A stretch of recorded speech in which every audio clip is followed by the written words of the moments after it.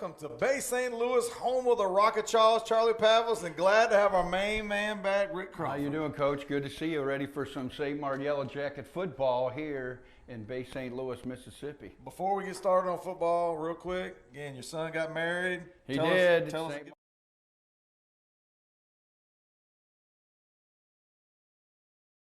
Right, we had a good time up in Greenville, South Carolina. You got to treat yourself to one of those type of trips. Absolutely. Well, we come over here, Rick. We come to Bay St. Louis, St. Stanislaus, 2-1, coming off our first loss of the season there to an unbelievably talented Crestview team. Thought we played really well. I know you were underneath us down there in the booth. Give me your thoughts on last game. Oh, yeah, they were great. Let's just be real. St. Martin played really well. Crestview played really well. It could have went either way. We had the field goal attempt to tie it up at the end. We just came short. I think if it's possible at this point in the season in high school football, that was a good loss. Yep. Because we know we can compete now, and we know that we have an opportunity to learn against some really quality opponent, and let's see what we learned this week. Well, the number one question coming into tonight, and if you watched the broadcast last week, obviously Ham McGee went down. Right. He is okay. It's a deep groin bruise. If you watched it, it was scary. You know, it looked like maybe he broke something. I mean, he threw his helmet down. He was upset. He went to the emergency room, and Coach Whitehead and I, the assistant coaches, were already there. Coach Whitehead scooped me up. We're on the way to the hospital, and they were already releasing him. So, you know. Well, and Coach, let's talk about the reaction of our home fans last week. From my view in the press box, I saw visible tears, and that shows what kind of community that we have, that we care about each other and we care about Ham as a person. But absolutely wonderful news that it's not a more serious injury, but it looks like he's going to be sitting out tonight. So we're going to be, again, we're continue to pray for him. Ham's here. He's out there in street clothes, and now we're by no means a one-man show. We're talking about, his little brother, Jay McGee, steps up, and he's going to get the start at running back, and obviously Million is a threat, and Elijah Washington is a deep threat. Whether he's sweeping around or going for a pass, we're going to pause right here for the national anthem. All right, Coach.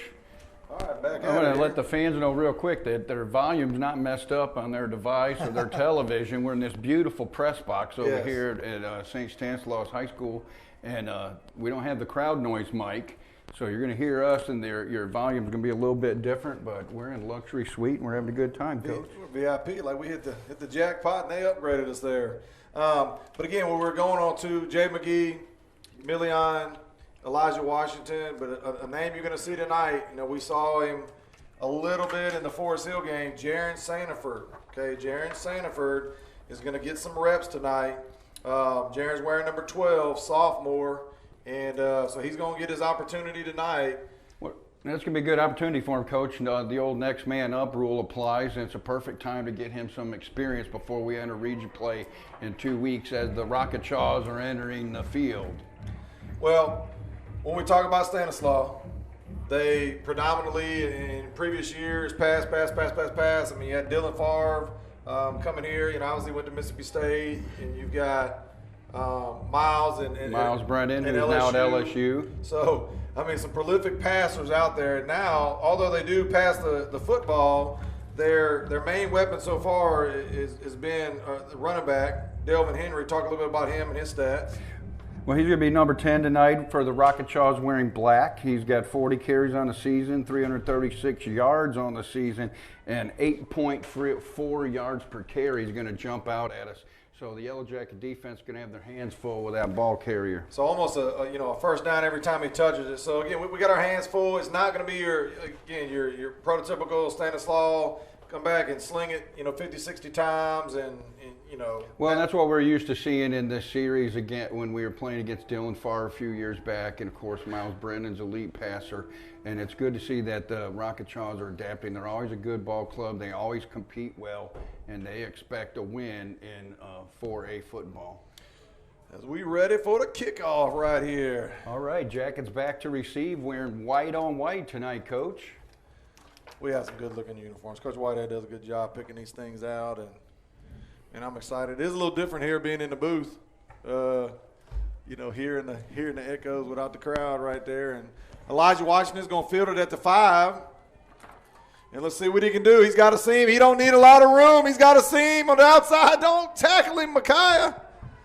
About the 38-yard line. Rick, your own guys out there. Elijah Washington doing what Elijah does, Coach. The good kick return. And Chaz Pilot with the nice block that gave him the original crease. All right, here we go. Man, we got air conditioning and everything. We settling in, Coach. It's big time. Big time. Maybe I don't know if we got a waiter coming in here in a minute, but. All right, Jacket football, 1st and 10 at the Rocketchaw 41. Great way to start the game. That's your phone there. Again, we're going to go ahead and get this Facebook Live started up. And over 200 views last week. Man, it was a great. Hold on to that ball, Jay. Wasn't sure we were going to be able to get 200 viewers being at home, and but we did, and thought we had a lot of great comments out there, and we talked about it. We had a good carry there on 1st down, 2nd down 5. Ask him if the volume, if he can respond. Fans, if you can, just let us know if the volume, we're trying to get it adjusted. If you think the volume's too low, we're trying to get it.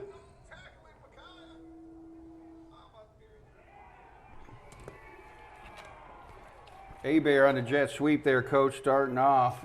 Read nicely by number 27 of the Rocketchaws. Well, we talked about it. We haven't seen a ton of speed sweeps with the subtraction of Ham McGee, who's going to pound it.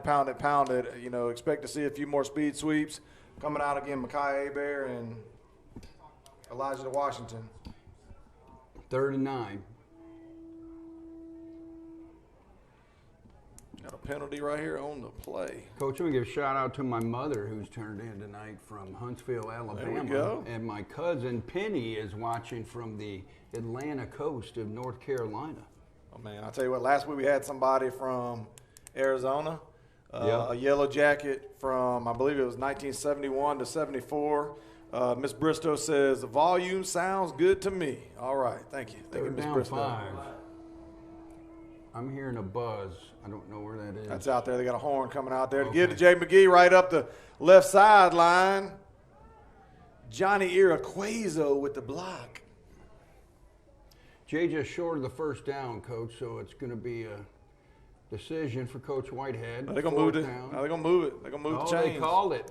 My bad. Late call by the Whitecap. We'll take it. A yellow jacket. First down. Yes, sir. Yes, sir. All right, all you guys, fans tuning in tonight, stay tuned for a special event. We're going to ask for some fan participation in just a little bit. So go ahead and share this as much as possible, and let's get as many Jacket fans on here as possible. Andrew Wynn to the 5. Got Did the he get in there? edge. Ooh, the referee, if he'd have moved out the way, we might have scored that. I apologize. I was looking down at the stat sheet, making sure I was calling out the right guy. But Andrew Wynn on the speed sweep, and by far his biggest game of the year. Well-blocked play, well-run play, well-executed play. Andrew Wynn got the sideline, just didn't quite get the pylon, be 1st and goal. First run of the year, not bad. Not bad, about 45-yard average now, Rick. Well, look, you get right here, and I talked about it last week. We get inside the 5. I sure do like the snap to Ham McGee, but he's not out there. So let's see what we go with. Well, the backfield coach is 15, Jay McGee, and Elijah's back there. Yep, we're going to 7, Elijah Washington. We're going to slap that thing to Jay McGee, and he's going to follow his blockers. He only needs one. Snap, walks in untouched. Touchdown, Jackets. Yes, sir. Rick, other than the first 2 plays where they jumped in the backfield, it doesn't take long for us to get on the scoreboard. One big run by Andrew Wynn, and then Jay McGee takes it in from the 1-yard line. But I love that. I love that formation. I love snapping it right to the running back. We'll lead block when you need only 2-3 yards, and 9:43 left in the first quarter. There's a penalty on the play. Sideline infraction for the Rocketchaws. Yes, and that's the call. There'd be a sideline warning. They got the lines painted, but the coaches get excited and like to get out there. Oh, there's another penalty.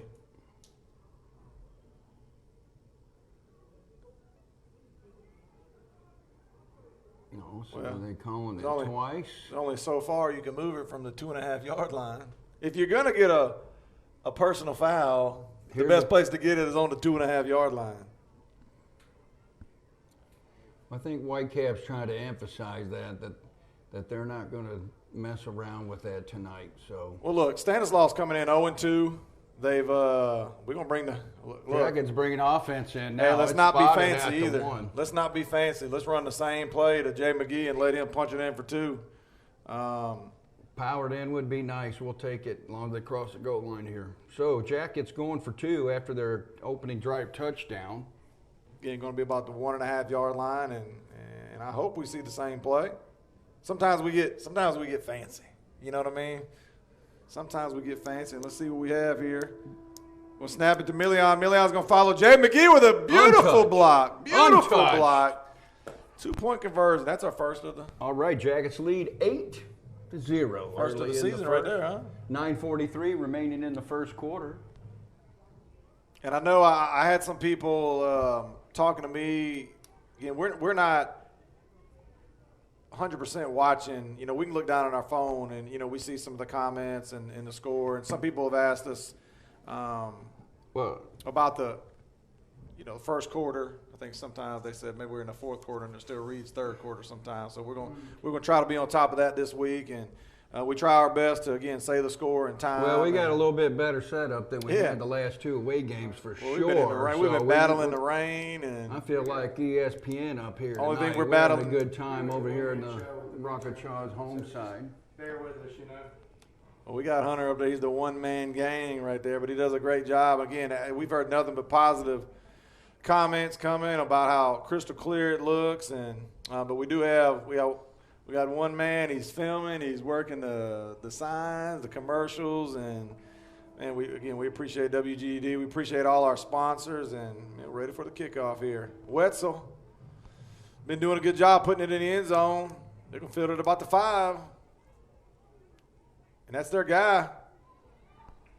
That's 10, Coach Delvin Henry. He's going to be all everything for the Rocket Chaws. It looks like he advanced the ball to the 29, where St. Stanislaus will take over 1st and 10. I'd like to remind all of our fans at the start of the second quarter, we got some great news. We're going to have some fan interaction. So share this with everyone you can if you're not at the stadium tonight, because you're going to get an opportunity to direct something that's going on with Yellow Jacket football at the start of the second quarter. Going to be 1st down and 10. In the pistol. They're going to take to the air. Left-handed quarterback right outside of number 1. Host the Yellow Jackets, Rico Moore, and Kevin Ferguson, 24, the first head coach. Jackets playing that 3-stack defense. Some folks call it a 3-5. It works well against the run and the pass. But I guess Stanislaus, seeing their numbers, saw how much they've been running, decided to open up a little bit on 1st down. well, 10 returned the kickoff, so it looks like he just got a little blow. And he's back out there now. Again, Stanislaus, always good-looking receiver core. And first time we've seen this formation, 2 tight ends. They're in the pistol. They're going to pitch that thing out to 10. His power sweep to the right side, and Henry just followed his blockers, gets enough for a Rocket Chaw 1st down. The safety, D. Ingram, stepped up for the Jackets to make that tackle. Again, Devin Henry, number 10, 336 yards in 2 games. Not bad. Not bad at all. All right, 3rd down and about 1.5. Again, trip set to the left. Again, in that pistol formation with the fullback set to the right with a hand on him. This is something we've talked about. He cuts back. Going to be a penalty on the play. 2 penalties. When you get penalties, I tell you what, that was a pretty athletic Henry move to is stay an up. excellent athlete, the way to cut that back. I know Coach Whitehead mentioned that in the coach's corner this week. 55, Kobe Evans had a hand on his ankle, but he stepped right out of that one. Fortunately for the Yellow Jackets, there's 2 flags on the play. Well, things that if you're taking from last game, and obviously we didn't have a whole week of practice. You know, we're dealing with the hurricane issues. They practiced Monday, practiced Thursday, which Stanislaus, the same thing.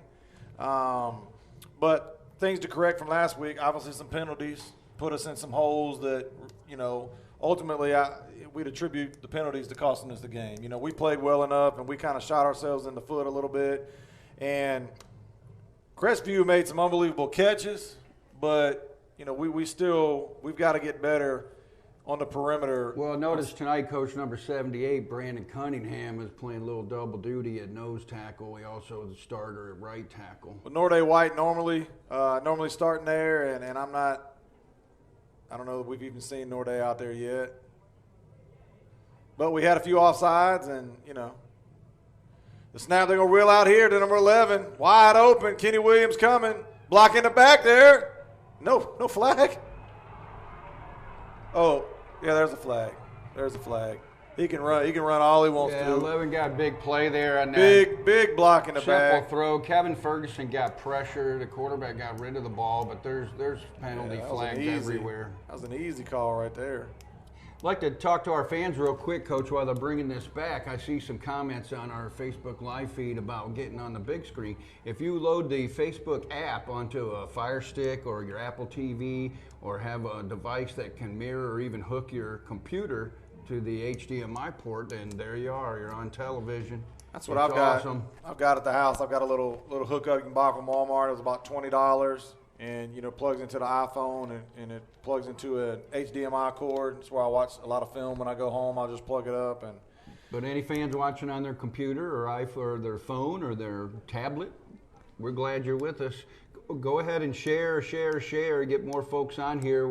At the start of the second quarter, we're going to include the fans in some of tonight's broadcast. 7:17 remaining in the first.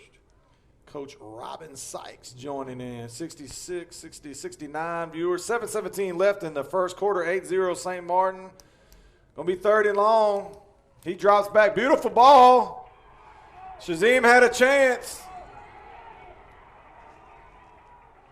Hawked down from behind by Easton Wynn of the Yellow Jackets, saving a touchdown. Right now, Coach, the Rocket Chaws are ready to play, and St. Martin looks a little rusty. Perhaps that lack of practice because of Tropical Storm Gordon is affecting the Jackets' D tonight. Well, we're talking about, again, what I mentioned a minute ago, defending the pass. Those are the pass. We haven't given up a lot of balls on the outside shoulder. A lot of the balls have been coming through the middle of our defense, and whether it's an underthrown ball and guys are coming back or, that wasn't a real slant, but, throw it to the inside, and they're making plays on the inside. So,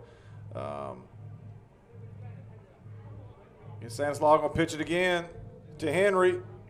He's hit immediately for about a 3-yard gain. Going to bring up 2nd down and goal from the 3. Kenny Williams adding to that tackle total on the season. Looks like the down box is off. It says 4, but it should be 2nd, right? 2nd down goal from the 4-yard line. Kenny Williams coming into the game, 36 tackles, Rick. 36, Rico Moore in 2nd. That's 12 tackles a game, Coach. That's all right there. When you get 18 one game, it helps you average. All right, 2nd down here. Let's see if the Jackets can hold. They're going to get that thing to Henry again. We get a hand on it, but that's all we get. It's going to be a Stanislaw Rocketchaw touchdown. Kevin Ferguson with pressure into the backfield, but a hand is not going to bring Mr. Henry down for the Rocketchaws. He is an excellent running back. We'll see if the Rocketchaws go for 2 or they're going to kick that extra point. They got some, again.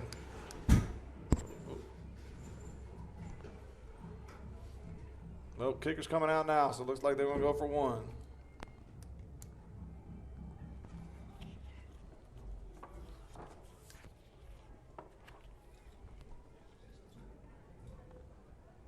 The kick is up. It's good. 6:02 left in the first quarter. 8-7 St. Martin. Charlie Pavlis, Rick Crawford. Be right back after a word from our sponsors.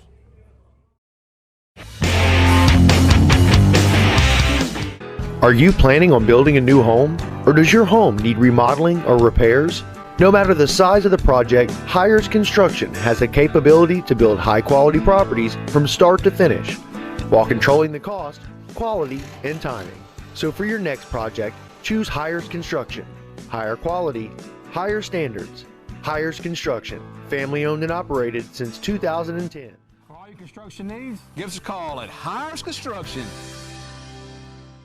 If you're thinking about selling your house or buying a new home, please give me a call. The highest compliment I can receive is a referral from a satisfied customer. Melanie Adams would like to wish the St. Martin Yellow Jackets the best of luck this football season. Go Jackets! It's another hot summer. Welcome back to Bay St. Louis. St. Stanislaus scored a touchdown, 8-7 St. Martin, 6:02 left in the first quarter. Well, if we can just duplicate our first possession offensively, we're going to be fine here. Rocketshaw set to kick. Back deep for the Jackets is 7, Elijah Washington. Makai Abear, they're going to split a little pooch kick right here. It's going to go out of bounds, so it's going to be at about the 35-yard line. Look, when you've got, well, that should be a personal foul on Stanislaus. Let's see if they throw the flag. Well, the flag is going to be a illegal procedure kick out of bounds. The Yellow Jackets going to get the ball 1st and 10 at their own 35. That's a high school football rule, and it's a safe play by them. Elijah Washington burned them once. They don't want to do it again. In high school football, if they got a kicker that can put it consistently in the end zone, they go for it. But a lot of times you'll see coaches call for that little pooch kick out of bounds. Well, if you can't kick it in the end zone, and you're talking about you're kicking to people that can take it to the house, you know, to the fans watching, it may not be the best move kicking it out of bounds, but if, you know, you're a defensive. Well, it aggravates the fans of the team that does that, but you're not dealing with NFL Sometimes that's the best. NCAA players. Right now we're at a timeout on the field, official timeout for heat in the month of September. State of Mississippi law is they take a timeout halfway through each quarter. So we had Yellow Jacket football 1st and 10, ball's at the 35. Tell you what, we're big time in there, man. We got lights and all kind of stuff.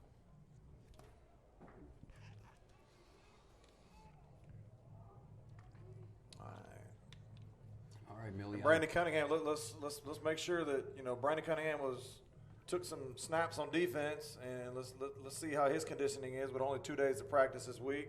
1st and 10 from the 35. Twin set. Million's going to take it back. Got him in the middle to Elijah. Just a bit out of his reach. Million, look, he didn't look quite sure what he wanted to do with it at first. I think he was going to throw that swing pass out there to Jay, and it wasn't there, and just kind of came to Elijah there at the last second. Well, he had options. Elijah sat down a little curl route underneath the zone. Ball wasn't perfect, but it was catchable. Just a missed ball. 2nd down 10. Getting twin set right here. Jay McGee to the right. Gonna bring Elijah in motion. Gonna hand to Elijah, following Jay McGee. Again, trying to find a seam. Elijah Washington got the edge out to about the 48-yard line. Looks like it's gonna be a Yellow Jacket. 1st down. Yes, no flag on the play. Move those chains. I'd like to remind our fans that are just now tuning in, we're in the luxury press box here at St. Stanislaus, so we don't have a microphone on the stadium, so it's going to sound a little awkward for you, but we're going to have a good time calling this game. Thanks for joining us tonight. Share with all your friends. See how many viewers we can get live tonight. All right, again, 1st down, twin set, Jay McGee to the right.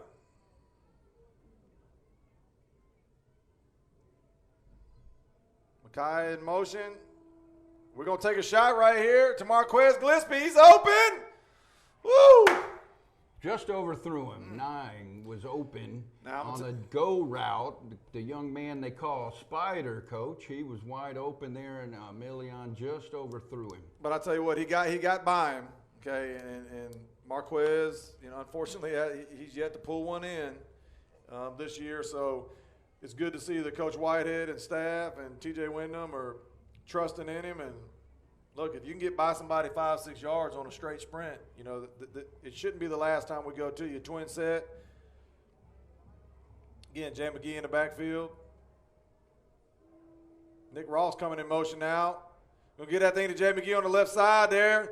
Nick Ross out there trying to throw a block. Good feed by Jay on that run, a sweep on the left side, gains a few on the play. Bring up a Yellow Jacket 2nd down. giving a shout out to our line. You know, Ethan Anderson. You know, number 7-2 at center. Dustin Lucky left guard. Johnny Iroquois left tackle. Right guard Devin Washington. Right tackle Brandon Cunningham. Get our starters out there. Wide receiver Marquez Gillespie. To the near side of you, Nick Ross. On the opposite side, Elijah Washington and Micaiah Abear in the slot. And that's Yellow Jacket offense. Yes, sir.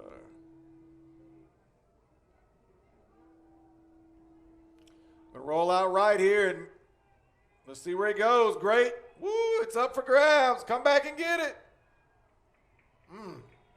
I tell you what, that was what they call a 50-50 ball, and neither team comes down with it. Well, good pressure laid by Leon Negrado of the Rocketchaws. Didn't allow Milian to set his feet. I believe if he could have set his feet, we'd had a completion there. Brings up a 3rd down and 7. We had a penalty on the far side of the field there. A lot of penalties here early, Rick. A lot of penalties. Well, maybe both teams a little sloppy from lack of practice this week. Ineligible man downfield. Looks like that's going to be declined. The Whitecap not real animated. Let's see what he's got going. Be 3rd down and 6. Whoop, 4th down. Yep, that's a decline penalty. Ineligible receiver 4th down and 6. 4th down. The Jackets come out, and again setting up our special teams here. Long snapper number 2, Nick Ross, with Jerry Wetzel back to kick. And we do have our freshman Gabe Showalter is dressed out tonight just for emergency purposes. He's our 9th grade kicker. And you got Trace Rhodes back there for the Rocketchaws. Woo! Big stick. Great. Set up a great wall. We got to make a tackle here, get him out of bounds. Stanislaw with a great wall, run back through it, and a few great blocks for the Rocketchaws. And that was Rhodes with the return. Rocketchaws are going to take over with great field position. I need to save my Ric Flairs for the Yellow Jackets, but you know, we got blindsided there. It would be fair to everybody. If people make a big play, they make a big play. We did have somebody ask last week who was Ric Flair. So. Well, right now the St. Stanislaus Rocketchaws are a classy 4A ball club. They play up to competition. They've always played us close the last 7 or 8 years. So we get us a ball game, Coach. He trips right. 4:22 left in the first quarter. The snap. We're going to swing it out there to number 1. 3, 4, 5 Yellow Jackets. Last guy coming in, Jace Franklin. Easton Wynn with the wrap up And there, there's a Coach, penalty. and a late laundry coming in. But Easton Wynn with a nice wrap up from that dog position on the other side. In this 3-stack defense, or some folks call it a 3-5, the dogs act like hybrid safety linebackers, and for the Yellow Jackets, that's number 30, Easton Wynn, and number 24, Kevin Ferguson. Coach Bruce starting the defense. They allow them to move up, and again, they're faking, they're stunting, and that movement. Personal foul on the Jackets. Either a little late hit or a little talking. Look, this game's always animated, Rick. It's always been close. The past 4 or 5 times we played them, it's been a one-score. It's been a one-score game, and you know their offense has been so potent that and ours was it's been really really good. The guy that had the ball the last obviously has the best chance to win, but hopefully we can. Well, after the 15-yard personal foul, the Rocketchaws have the ball on the Yellow Jacket 44 with a first down.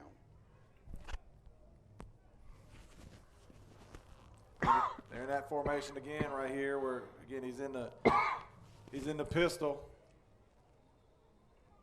More flags on the play. What do we have this time?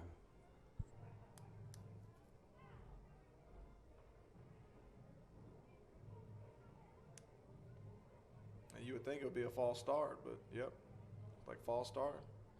They're a little anxious to Dead get ball. in there. False start, offense. Back them up 5, remains first down. 1st and 15 is much better than 1st and 10 for us.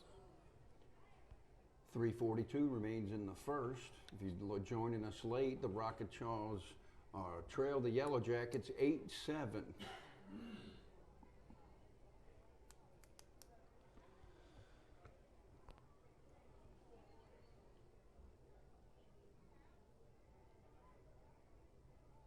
That false start again. This wide receiver out here had a false start. once again, we'll point out the crowd. Great crowd, traveling. Anytime you go on the road, there's a lot of things to do on Friday night, Rick, especially down in the Mississippi Gulf Coast. And we appreciate those fans that made about the 45-minute trip. Man, we got a good crowd over on the other side. Well, this is obviously going to be, Stanislaus.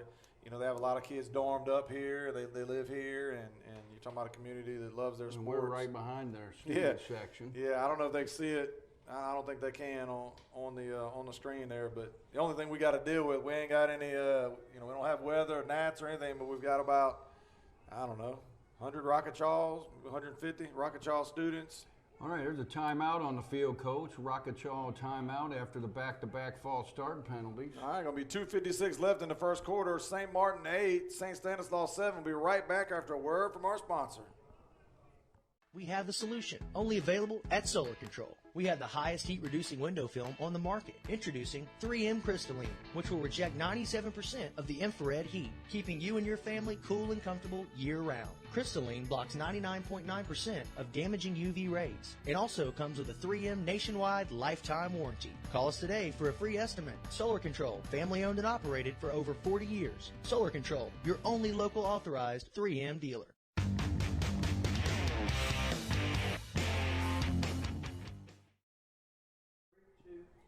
Welcome back to St. Stanislaus. 2:56 left in the first quarter. 8-7 St. Martin.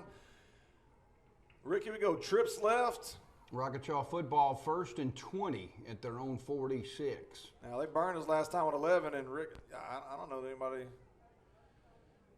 nobody coming in motion with them. They're going to look out here, look for 11. They're going to look deep. 1, 2 tackles, he evaded. He's got 11 deep. If we can get the pressure on him, Kenny Williams, he ain't going to get away from Kenny Williams. First guy to him, Rico Moore, first guy to him, you eluded him, and Kenny comes up. When Kenny comes, sometimes it's best to just go ahead and go down. Well, the thing is, with that pressure, Greer was not able to set his feet. He's running for his life, even though he broke a couple tackles, like you said, number 44. Ran about 30 yards. Wrapped him up. He ran about 30 yards and went nowhere. So a big sack on the play by Kenny Williams brings up second and a country mile. We want to welcome Coach Perkins and Trey Barlow, last two, to join up and watch. We hope you enjoyed the broadcast. Stanislaus backs up. Again, over the middle. If we've given up, we haven't given a lot of passes up, Rick. Over the outside shoulder. We got a bad hit right here, I think. Well, Greer find his receiver number 2, Taylor LaFontaine, on the slant route. Gets some of that yardage back, and there's a flag on the play. All right, folks. While they tend to this Rocket Chaw, we're going to take a commercial break. 2:01 left in the first quarter. Be right back after a word from our sponsor. Mark Maples is the experienced candidate to serve as Chancery Judge for Jackson, George, and Greene County. Vote Maples on Tuesday, November 6th. Mark would like to wish the Yellow Jackets the best of luck this football season. Paid for by the committee to elect Mark Maples. Save Right Pharmacy is your friendly neighborhood pharmacy that has proudly been serving the St. Martin community since 2001. Stop and Save Right and receive personal attention from an educated and friendly staff. Save Right isn't just a pharmacy. They have gifts, healthcare items, cards, and much more. They also have bill pay, money orders, and a free blood pressure machine. Save Right's convenient drive-thru makes getting your prescriptions easy. And don't forget, you can drop off prescriptions before or after hours. So for all your pharmaceutical needs and more, remember, save time, save money, save right. At ProdaCare, we understand that peace of mind is everything. We give families the opportunity to remain safe and independent in their own homes while receiving the elder care they need. We're available for you and your family 24 hours a day, 7 days a week. Hi, I'm Jamie Wynn with Prada Home Care. We are pleased to provide our services to individuals along the Gulf Coast and surrounding communities. Give us a call today. Prada Home Care. Call today for a free consultation. 228-355-9971. Mark Maples is the experienced candidate to serve as Chancery Judge for Jackson, George, and Greene County. Vote Maples on. All right, welcome back. Number 2, Taylor LaFontaine did walk off the field in his own power. Henry coming up. Big stick, D. Ingram. Another flag on the play, Coach. And I look down at the stat sheet again to get the correct number, and I look up and I see another Long. We had a little piece of targeting laundry. play, a call on the Yellow Jackets, which gave up 10 yards. Then we got another flag back here at the And it looked like 28. it looked like a Stanislaus kid pulled up with his hands up here. Let's see what we got. Personal foul. St. Stanislaus. Offense. And that's going to be a 15-yarder against the Rocket Chaws. Going to back them up 15. And it should be 4th down because that's dead ball penalty after the play was over. It was second down, but it was second down and 11 there. They on that penalty on our targeting. I can't believe that's not. All right, so it's 3rd down. Which I We can't have all believe these targeting. penalties. I can't keep up. We've had penalties every single play for like the last 8 plays in a row, it seems. You would think a targeting penalty would be Well, automatic. NCAA, Yeah. they review it. In high school, they have a chance to review it. So, remember in high school, they're giving people a chance to learn, and unless you're intentionally aggressive, they're not going to throw you out of the game. And Joe Lewis is checked in at nose guard, number 96 on the screen there, tying his shoes. It'll be Trips right for the Rocket Chaws. Again, they're going to back up. They're going to throw this thing. We got him rolling out. Excellent Yeah. pressure right there by Rico Moore from the attention to linebacker position. And then we got another late flag, and I believe it's going to be grounding. It is against the Rocket Chaws. Got number 40, Dylan Hughes, out there thinking the penalty's on him and he's unaware that it was a Rocket Chaw penalty. Well, Coach Bruce, I dial up the pressure from the linebacker position again, which is taking the quarterback Greer off the spot, and that series for the Rocket Chaws not too successful. 119 left in the first quarter. Now both teams have got to score. Both teams have got to stop. So now ultimately we got to see if they're going to kick to Elijah Washington, and I suspect a whole lot of kick out of bounds during the season when number 7's back there to receive it, Rick. I don't know what you think about it, but he's so dangerous, and it's 4th down. And well, I hope they kick to him. well, I hope they do, but I got a feeling they're going to toss a little kick here out of bounds the best they can. He's going to have a chance. Good punt. Whether or not on purpose or not, he had to come down to a knee. His knee was on the ground, but they don't blow the whistle. Elijah's up. He hits the left side. He's got a seam, and another flag. Goodness gracious. A block that doesn't need to be made. Elijah's going to take it back 75 yards for a touchdown, and it's going to be called back. Called back, and then you got another late flag over on the near sideline. It looks like that's going to be against the Rocket Chaw coaching staff. There's 3 flags down There's on the penalties field. all over the place. What would have been negating would have been an excellent punt return for a touchdown. And Hunter, can we go back? I know you just did it. Can we go back and okay. I think. Well, let's sort this out, Coach. I don't know what in the world the officials are going to call on this. Well, too often when you get blocked, anytime you change, if you're running right and you change directions and come back the opposite way, especially in high school football, you get a lot of blocking the backs. And I'd say 7, 8, 9 times out of 10, it's not needed. It's somebody somebody's got a good angle and they come try to make a hit, and where the guy doesn't even have a chance to make a play. And well, a lot of time that's where a young player's emotions get ahead of their maturity and their ability to make a play. They see a chance to make a highlight. And so, look, they're going to call that from the spot of the foul. And then we got a personal foul against the Rocket Chaws. It looks like, I guess I am trying to be funny. The Whitecaps doing calisthenics out there. I don't know what's going on. He's got hands going everywhere. They're walking the field both directions. I can't keep up with all of it. Well, bottom line, it's 1st and 10 from the punt 30. return for the touchdown negated. The Yellow Jackets got the football. It's 1st and 10 at the 30. And can both of these teams start playing clean football so we can have a good time? Well, like I said, it's not an excuse, but obviously both teams are struggling, let's just say, from lack of practice this week. Yeah, Tropical Storm Gordon obviously affected both teams. Twin set, Jay McGee to the right. Go hand that thing to Jay McGee right up the middle, dragging the pile, riding right behind Ethan Anderson and Dustin Lucky. We're about a 6-yard gain. Jay McGee, 215 pounds. He put on about 25 of those pounds this summer, all muscle mass. Just get behind your big hog mollies and run it straight ahead. Second down 5.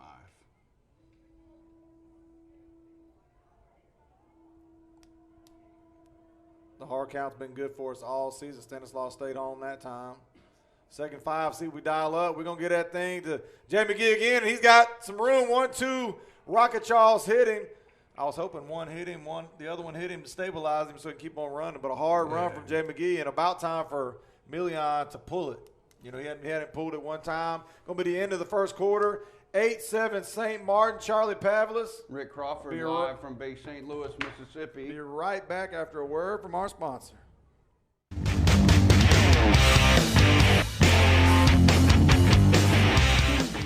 Many of the decisions made by Chancery judges affect our most precious assets, our families. You need the confidence knowing your judge has the knowledge and compassion to make those tough decisions. Stacey Zorn is Chancery Court trained and ready. Let Stacey Zorn put her education and experience to work for you. Hi, I'm Stacey Zorn, and I'm running for Chancery Court Judge, Seat 3, serving Jackson, George, and Greene counties. I'm asking for your vote on November 6th. Remember, check the Z! Hi, Troy Ross here with the Jackson County Board of Supervisors. I want to take this opportunity to wish the St. Martin Yellow Jackets the best of luck this football season. Go Jackets!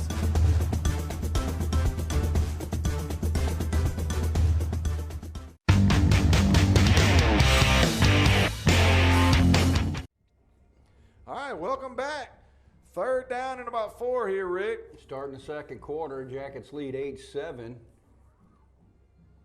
Momentum. Neither team really has any, and looking to gain some here. Again, Twin said here. Again, perfect time, like I said. Man, they read it perfectly. We said it before the break. Perfect time for Million to pull, but they either blitzed, we didn't block, or something. Well, on the read option coach, he can't predetermine what he's doing. He's got to read the play, and it's a difficult play for an option quarterback to make. And if he predetermines what he's going to do, you end up into the play just like that. He probably should have gave the ball away again.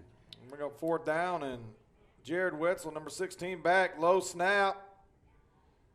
Good kick, going to be able to catch it on the 1-2, perfect. Bounce out of bounds at the 37-yard line. Going to stay with you right here. Let's talk about what we're excited about, Coach. Here at the start of the second quarter, it's time for Yellow Jackets to participate in what we got going. The Finish Line Performance Karting in Biloxi, Mississippi is sponsoring the Finish Line Performer of the Month.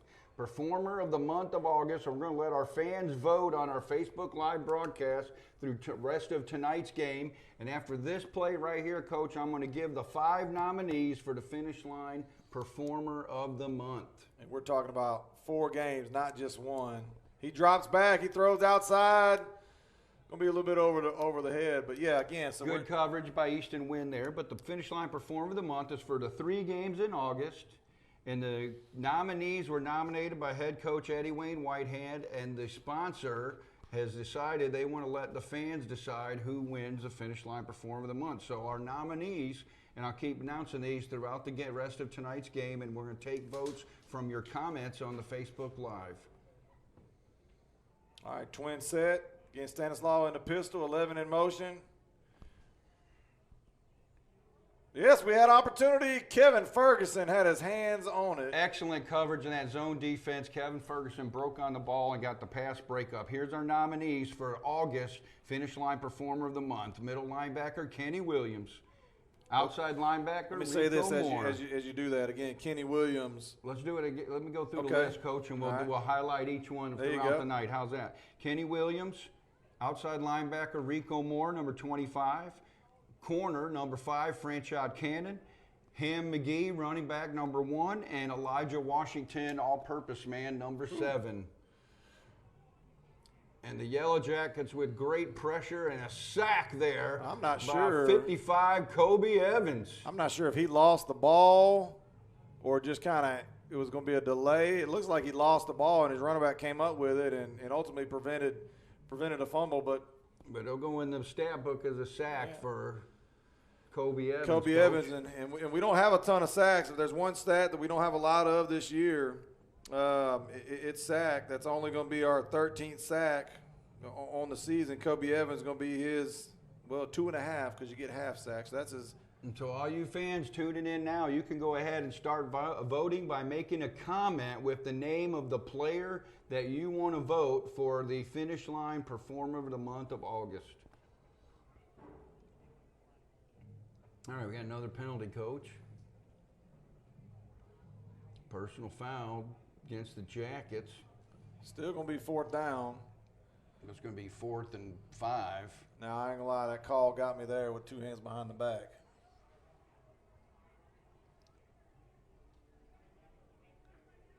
The bottom line is going to be 4th down. And if I'm Stanislaw, again, anytime you get in these situations right here, that hard count, we got votes coming in right now. That's awesome. 1, 2 for Ham, 1 Elijah, 1 for Rico. I'm tallying them as they come in. We're going to continue this through the start of the 4th quarter. So you got the next 2 quarters, and you can share with your friends and get those vote in. All right, the snap. Anytime we get a punt, there's an opportunity for electricity. Let's get away from it. Let's get away from it. Elijah didn't have a good angle on that ball, Rick. Looks like he lost it in the lights, but that's okay. He was at the 10-yard line, let the ball bounce. Good punt for the Rocketchaws, so the Jackets will take over 1st and 10 at their own 10. Now, I'm trained habit tonight now is to look the field for laundry. No flag on that play. I think that we might need to tally that, how many plays we get without the laundry tonight. 10:15 left in the 2nd quarter, 8-7 St. Martin. The Yellow Jackets are going to take over at the 10-yard line. It looks like we're starting out in the trip set. Trips right. Ham McGee on the left, Emilion over here. Nick That's Ross Jay, behind. Coach. Ham's Oh, I'm out sorry. tonight. I'm sorry. Jay McGee.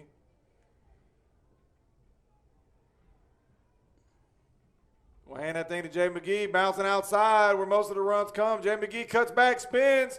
3, 4, 5, 6 Rocketchaws to bring him down. Going to be about a 7-yard gain on the carry.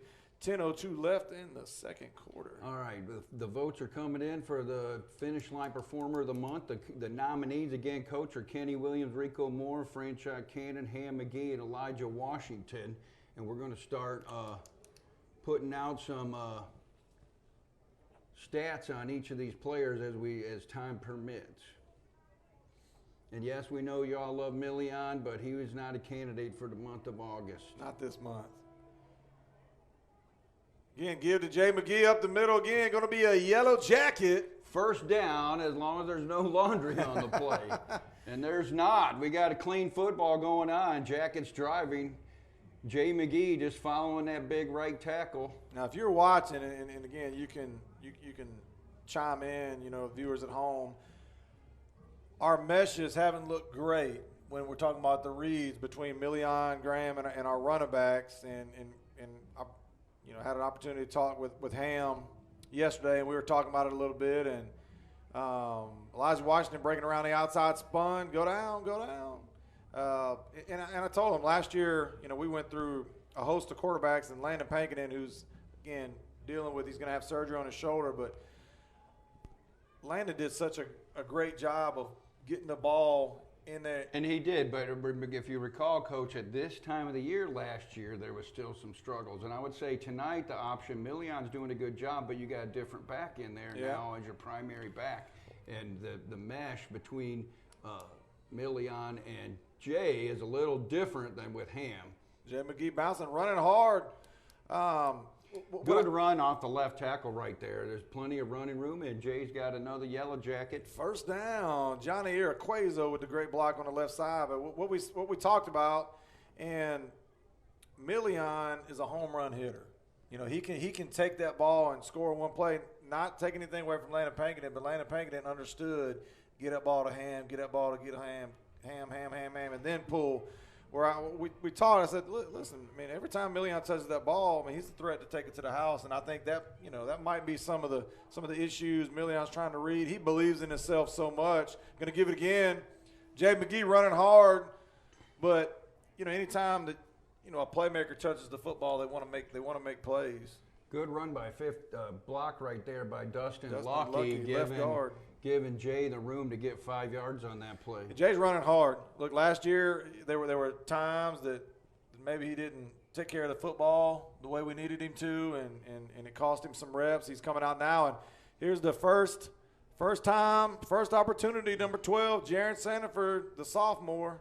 Again, he's a guy I talked about. I got that beautiful trophy in my office when he played Little League for me. Football. Well, and this is a response to what happened with Ham being out tonight. You're getting some extra playing time. So we got a timeout on the field, charge timeout to the Yellow Jackets. 7:15 left in the second quarter. Going to stay with you right here, but like I said, Coach, Jaron, let's talk about these nominees since we're staying here. What's the stat line on Kenny Williams? Kenny Williams, again, linebacker. Kenny, 36 tackles coming into the game. In 3 games in the month of August. 3 games, 12 tackle average. Our next guy is Rico Moore. Rico Moore is our second leading tackler with 24. So you're looking at 8 tackles a game. And then what about Franchot? Franchot Cannon, not a ton of tackles for Franchot. He has 3 tackles, but he does have, let's talk about 5. 2 interceptions. Yes, 2 Franchot's interceptions. got 2 INTs, and Franchot, even though those receivers were all world last week at Crestview, Franchot couldn't have covered them any better. No. They just came up with catches. It was amazing. We've done a good job covering. We haven't done a great job, taking our head, turning it inside, maybe batting balls down. Now, with that being said, Crestview had some unbelievable receivers. Tyler Town, guys are making plays, and we've ultimately got to come up with some plays for ourselves. All right, let's see if we go to the sophomore right here. We're going to give it to Elijah this time. Elijah got room, bounces, spinning. Big Brandon Cunningham pulling from the right tackle all the way in the left side sweep. That's why Mississippi State Bulldogs want him on their team next year. Elijah moving the sticks, first down Jackets. It looks like. Hey, Coach, I want to give a shout out to former St. Martin quarterback T.J. Hay, class of 2007, I believe. Coach Thanks Hay, for joining us, Coach. Man, I was very fortunate. I got to coach T.J. Hay from the age of 9 to about the age of 17, and in basketball, woo! Andrew Wynn showing some burst, yes, Coach.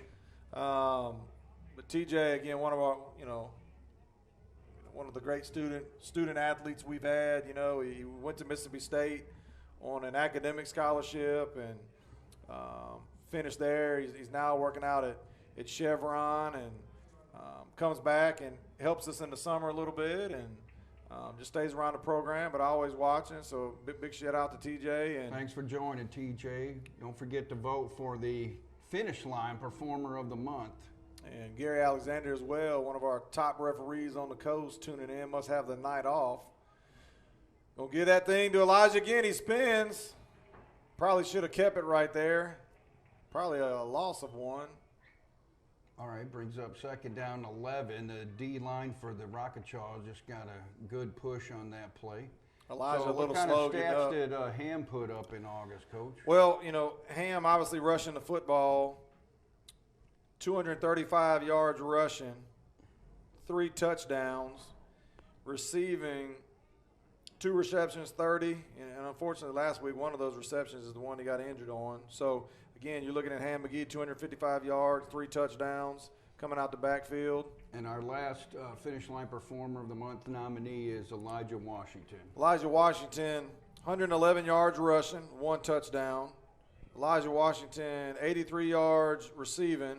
All-purpose, though. That's kind of where he is. Elijah's our our do-it-all athlete. Kick returner, punt returner, all over the field. 394 yards on the season, averaging 131 yards per game, all-purpose. When you're talking about taking, punt returns, and he's taking punt returns back for touchdowns. It was an 82-yarder, I think, from Tyler Town. He took that kickoff and took it to the house. So. All right, Coach, returning after the second quarter heat timeout, 6 minutes remaining in the second. Jackets still lead 8-7. Twin set here we go. Hard snap. The hard count, excuse me. No flags. Jay McGee back there. Well, Jaron got in for a second, called timeout, and they gave him a breather. Jay McGee is tackled immediately in the backfield. Now, we don't do a whole lot of play action pass, but I tell you what, they are sending the house. Be a great time if we could connect with a little play action pass. As a little zone run on the right side, the whole offensive line was just veering to the right, and then the defensive end there, number 94 for the Rockachals, got in on the stop. And I can't see Lighting that issues number. in I'm losing my light here. 94, Nate Nate McCormick. McCormick. So it's 3rd down 11. All right, trip set right here. Nick Ross on the near sideline. Look for Jay McGee to come across the face. They're going to throw the backwards pass. Jay McGee still up. Good block there. No penalty should be coming. Jay McGee coming to the sideline. Pushed out of bounds for a gain of about 2. Ran about 60 yards and got 2. Tough running from Jay McGee. Great job not giving up on the play. Looks like we're going to bring out the field goal unit. 4th down for the Jackets. Ball spotted at the 26, so that would make this a 43-yard field goal attempt for Mr. Wetzel. Again, going to point out our number 2, Nick Ross, long snapper. Chaz Pilot, number 10, Holden, and number 16, Jared Wetzel. It's good. It's down. Tough hold. Looks like it's going to be a little short. Chaz did a great job getting the ball down, but it probably interrupted Wetzel's footwork right there. So Jackets just short on that field goal attempt from 43, which is a big kick for a high school kicker. He's making those in practice, but I agree with you. The hold was just off by a millisecond, which can disrupt the rhythm. So it'll be Rockachaw football, 1st and 10 at their own 20. And fans, anyone joining us late, we're taking votes for the Finish Line Performer of the month of August. And our nominees are Kenny Williams, Rico Moore, Franchise Cannon, Ham McGee, and Elijah Washington. If you want to participate, just put the name in the comments of who you voting on. Henry busts through the middle again for about a 10-yard gain here. Again, 4:33 left in the second quarter, 8-7 St. Martin. Thank you for joining us. 101 viewers. Last week we were up to about 220, Rick. Again, like WGUD's Facebook page and share so we can't get these viewers up here. Look like Chaz Pilot with the stop, but again, Henry gets ahead of steam for the Rockachaws, and he's going to burn up the yardage, so it's 2nd down 1 for St. Stanislaus. Now 11, they went to him early, Rick, and if you're talking about taking a shot at the end zone, 2nd down and 2 with a running back like Henry. Great time right here. Play action. They're going to drop back and confused on the routes. You had 1 and 11 both running the same route out here. Well, it looked like a little smash concept. 11 pulled up, and then 1 was supposed to go to the deep post, but Greer, the quarterback, overthrew him. Coach Hackney on here don't have a Facebook, so he's just jacked his girlfriend's profile to tune in. Coach Hackney, again, Rick, I didn't know if you had a chance to go back and look, but, man, I tell you what, did a great job filling in. First time on the job. I feel lucky, man. I'm surrounded by greatness every time I get in the booth. We need greatness on this defensive play right here. 3rd down and 1. 2. They're going to hand that thing to Henry. Bounces outside. Going to have enough for a 1st down. A little laundry in the backfield, and if it's that deep, it's normally a hold. D. Ingram steps up to get the tackle at 40. Holding against the Rockachaws. You're right, Coach. That'll be 10 yards from the spot of the foul and remain 3rd down. So both teams here in the late second quarter seem to be settling down. The penalties are decreasing, but both teams look very rusty in the first quarter, and I want to attribute that to Tropical Storm Gordon and lack of practice this week. 3:39 left in the second quarter. Again, Stanislaus kicked off to us. We had the ball first, so they're gonna get it in the second half. So, if you're Stanislaus right here, you'd love to get something and hold us. And obviously, if you're the Jackets, if we can hold here in 3rd and long, get a stop and put some more points on the board to make this a 2-score game. That's what Coach Whitehead is looking for. Twin set on the near side over here. They're just gonna send him deep. Break in there, D. Ingram, and the host of Yellow Jackets, Franchise Cannon, coming into the last second to knock it down. those are the passes we've been giving up, Rick. So great job. Well, it was excellent defense right there. The Jackets went into a cover 3, Coach, which is 3 deep zones, which allowed Franchot to break late on the ball while it was in the air, and his closing speed broke up that pass. Excellent defense by the Jackets. Well, if you're talking about foot speed, you can put Franchot Cannon against anybody on the Mississippi Gulf Coast, and he can run with the best of them. 3:10 left in the second quarter, 8-7. Abear back to return the punt now. Micaiah, somebody asked for their nephew, and by God, Coach Whitehead heard him and put him out there. Standing at about the 47-yard line. Chaz almost, he might have got a finger on it. Going to bounce out of bounds at about the 46-yard line, 8-7. St. Martin, 3:01 left in the second quarter. Looking at the money man over here. Hunter, we staying or we going? We're All right, staying, looks like Coach. we're staying. Hunter said, This is going to be a great possession right here, an opportunity for the Yellow Jackets. We got the ball in great field position at the Rocketshaw 45.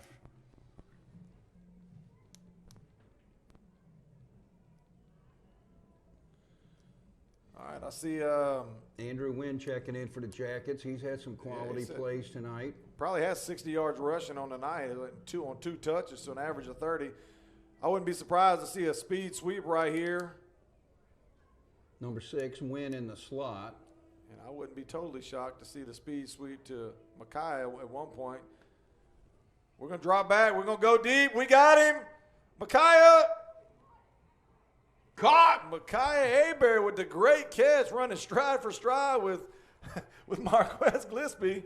Marquez had the best coverage on him. I wasn't sure where they were going, but the sure-handed Micaiah Abear. Well, Coach dialed up the double go route, but Coach, we forgot to look back, and there's a yellow flag on the field at the 45, going to negate that excellent St. Martin play again. Both teams, hopefully they run out of bullets because they are shooting themselves in the foot. Go inside the locker room, change cleats, and see what they can get. 2:51 left in the second quarter. But both teams, that's going to be the point of emphasis, I would imagine, going into the locker room for both coaches. All right, so it's going to be a holding 10 yards from the spot of the foul. It's going to back the Jackets up past midfield, 1st and long. Obviously, Micaiah made that long run here. Let's see what we go. Twin set, Jay McGee on the left. False start. Had the tunnel screen coming back to Nick Ross. Flag's already up. Nick Ross is still up. Nick Ross has got room. Take it to the house.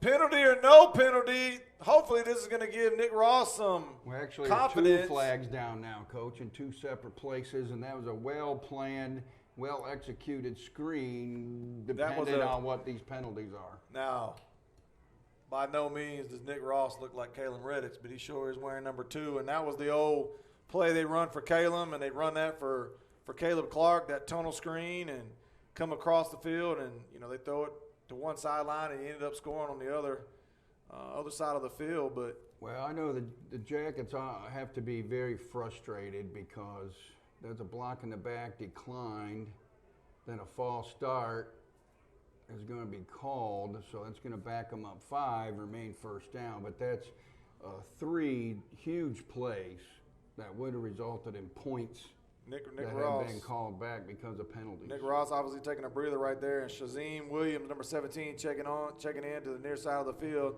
Again, twin set. Let's see if we go to the air again or we hand that ball off. We're going to hand that thing to Jay McGee. No, Elijah Washington with the spin. Big Brandon Cunningham out there with a pancake block. Still up, Elijah. Back to the original line. That was a lot of dancing. Good run by 7 there. Good blocking downfield by the linemen, as well as the receivers getting out front at the second level. 2:18 left in the second quarter. Again, great run. Brandon looks a little tired, but great blocking 10, 15 yards down the field. First of all, handoff to Elijah. Penetration coming up the middle. Great spin. Bounce it out. And once again, we have electric guys that touch the football. All right, 2 minutes left in the half. Clock ticking. 2nd down 9. Twin set right here. Jay McGee on the left. I'm hearing the whistle blowing. Again, it's hard in the booth here. It looks like we're going to have a timeout. Timeout, St. Martin. Again, 1:49 left in the second quarter. 8-7 St. Martin. Charlie Pavlis. Rick Crawford. Be right back after a word from our sponsor. Hi, I'm Jennifer Sequel Harris. I'm a candidate for County Court Place 1 Youth Court in Jackson County. I've been a resident of Jackson County since 1995 and have practiced law here since 2001. I have served as a guardian ad litem for abused and neglected children in both youth court and chancery court. I have also served as a privately retained attorney, a juvenile defender, and an indigent parent attorney in Hancock, Harrison, and Jackson counties. With my knowledge and experience, I believe that I am qualified to serve the families of Jackson County, bringing new ideas to assist our families in crisis in a fair and impartial manner.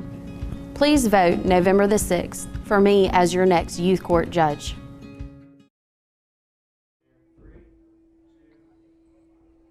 Welcome back to St. Stanislaus. 2nd down and 9, 1:49 left in the second quarter. Makai Hebert and no, the reverse. Blown up from the beginning.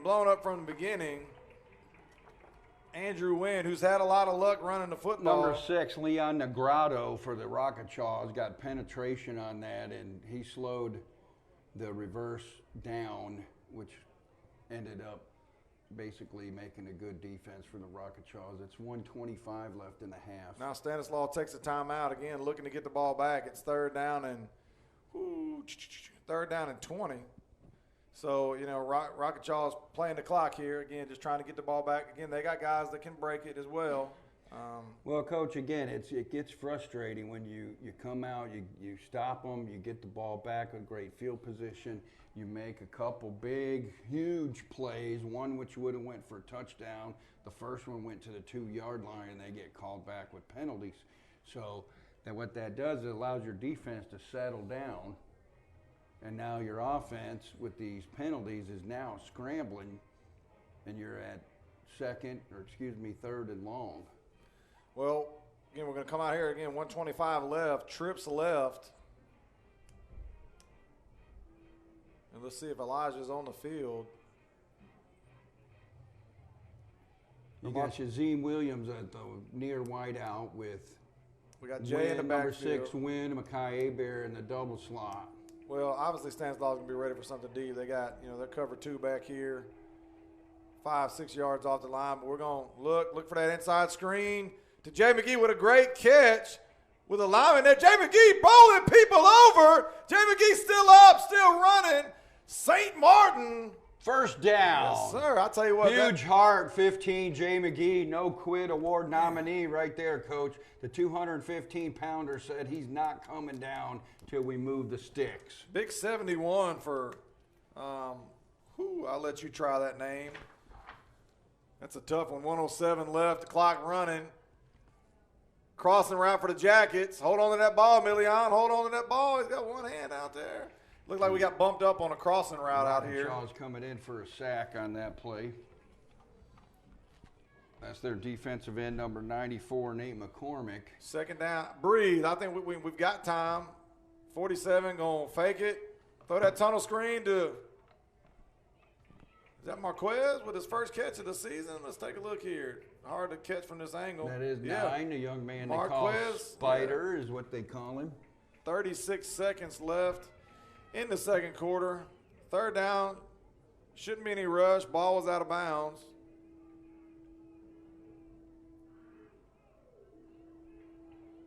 He got one out. They're looking for Marquez deep.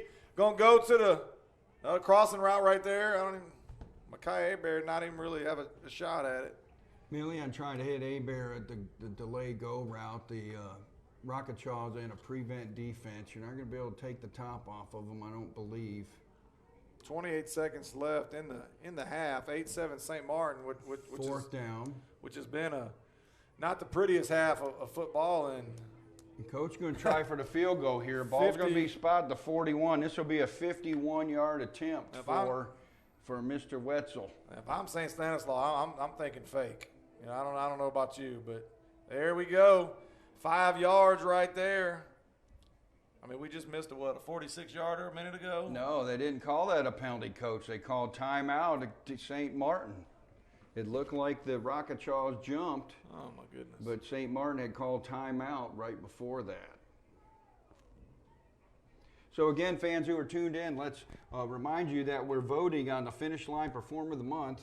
Finish Line Performance Karting in Biloxi is sponsoring our Performers of the Month for the month of August. Nominees by the coaching staff that you can vote on the winner is middle linebacker Kenny Williams, number 44, number 25, outside linebacker Rico Moore, number 5, corner Franchot Cannon, number 1, running back Ham McGee, and number 7, Mr. All-Purpose, Elijah Washington. Now, Rick, if you haven't voted yet, get your votes in. Now we're looking 4th down, 27 seconds. We don't have to score a touchdown. Again, you get a first down, the chains move. So, if we can get something, we can get a first down and get back down on the ball.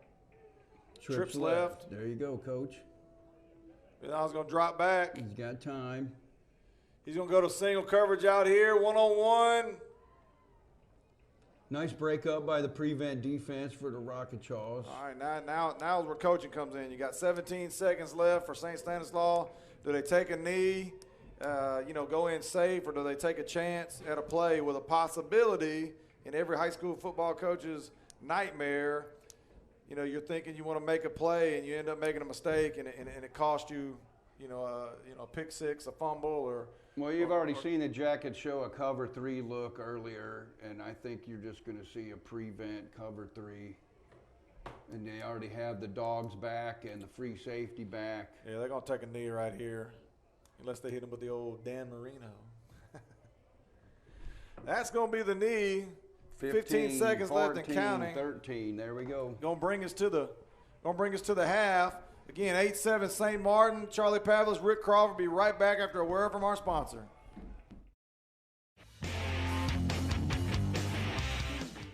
Are you planning on building a new home? Or does your home need remodeling or repairs? No matter the size of the project, Hires Construction has the capability to build high-quality properties from start to finish, while controlling the cost, quality, and timing. So for your next project, choose Hires Construction. Higher quality, higher standards.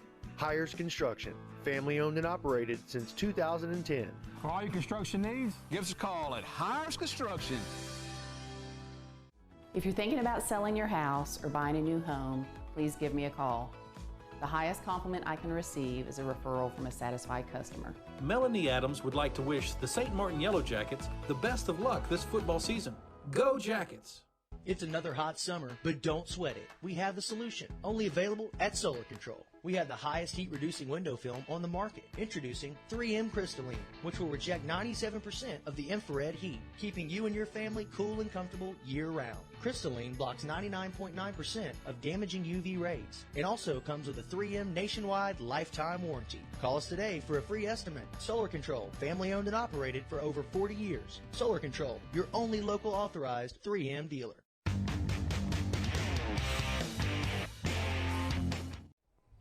Welcome back to St. Stanislaus.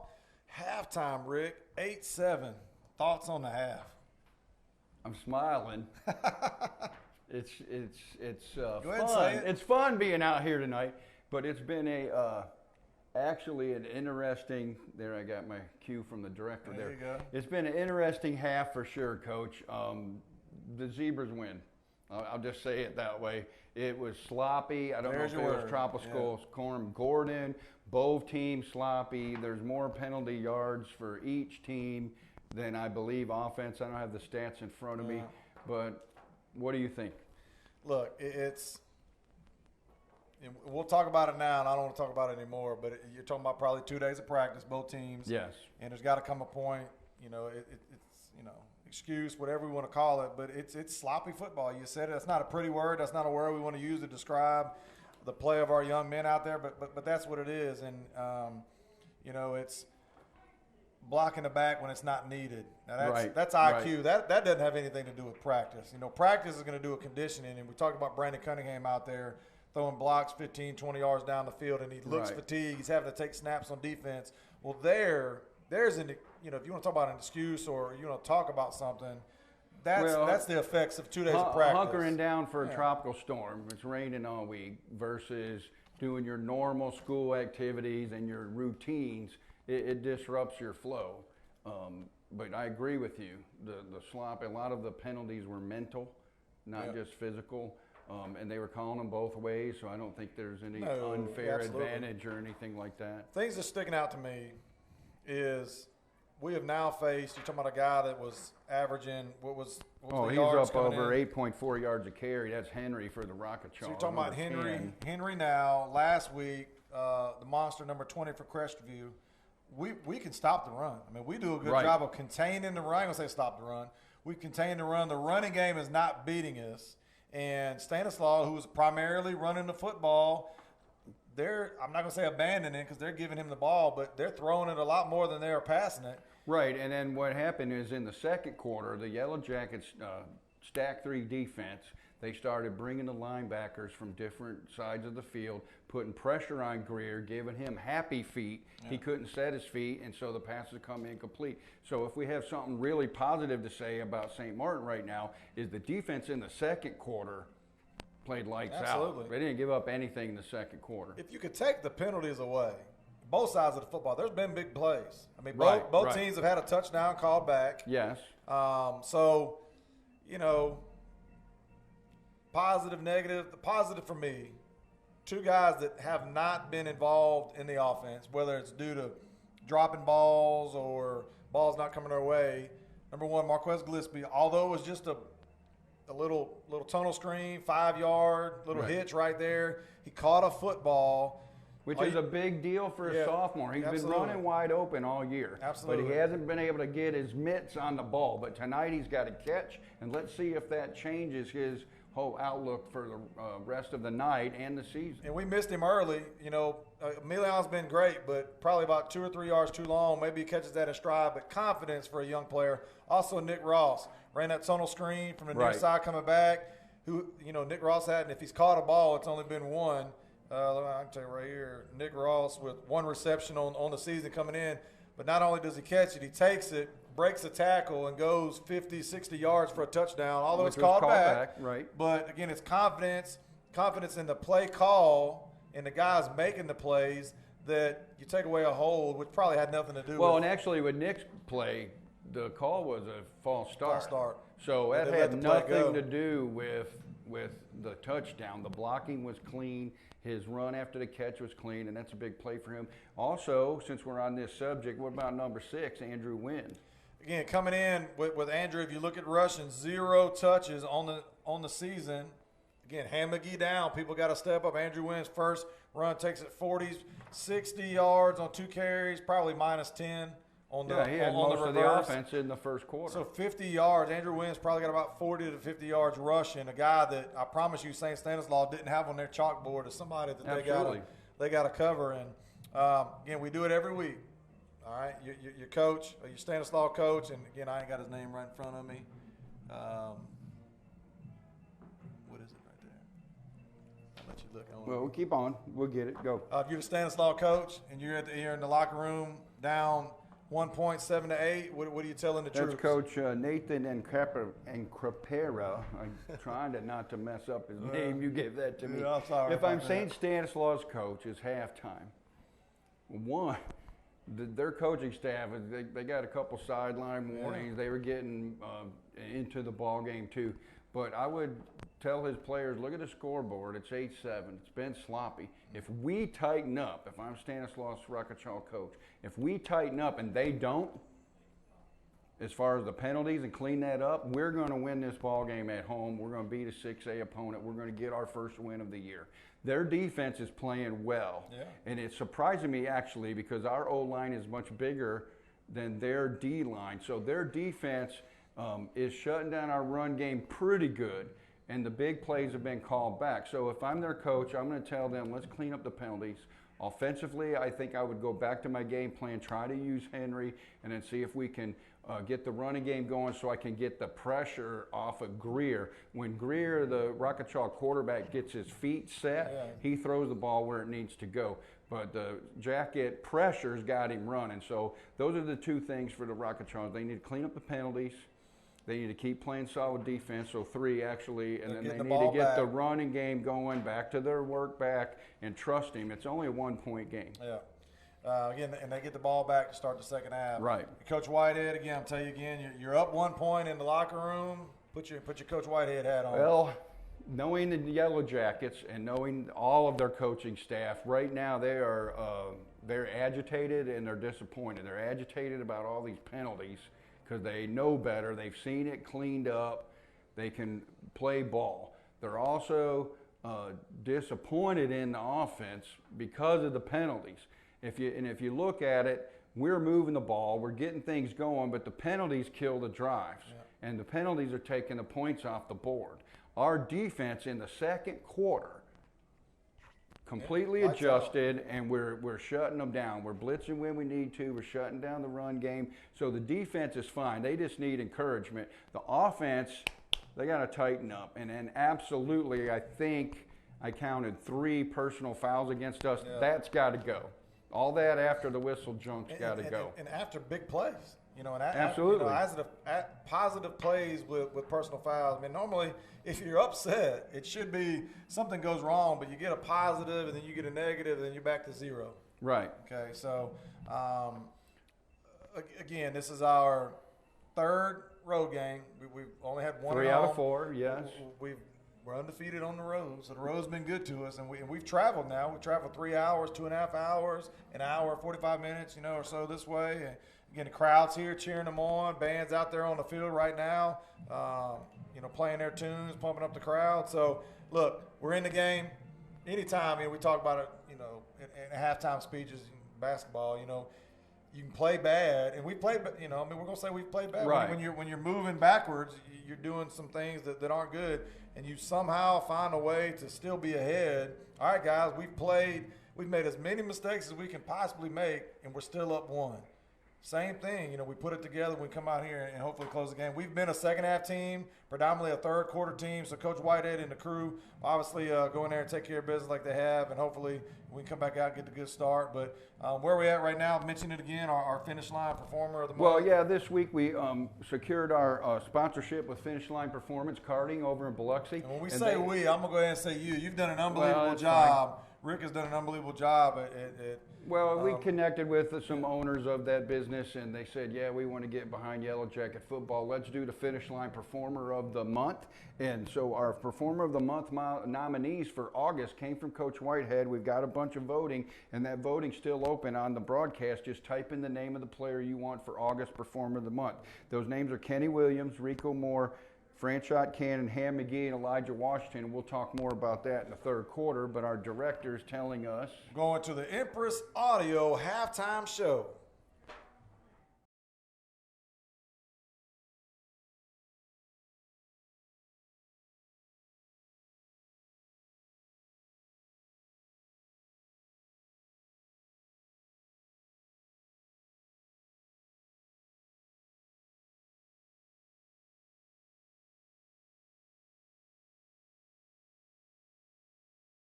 Everybody, as you can see, these guys are not really on the water.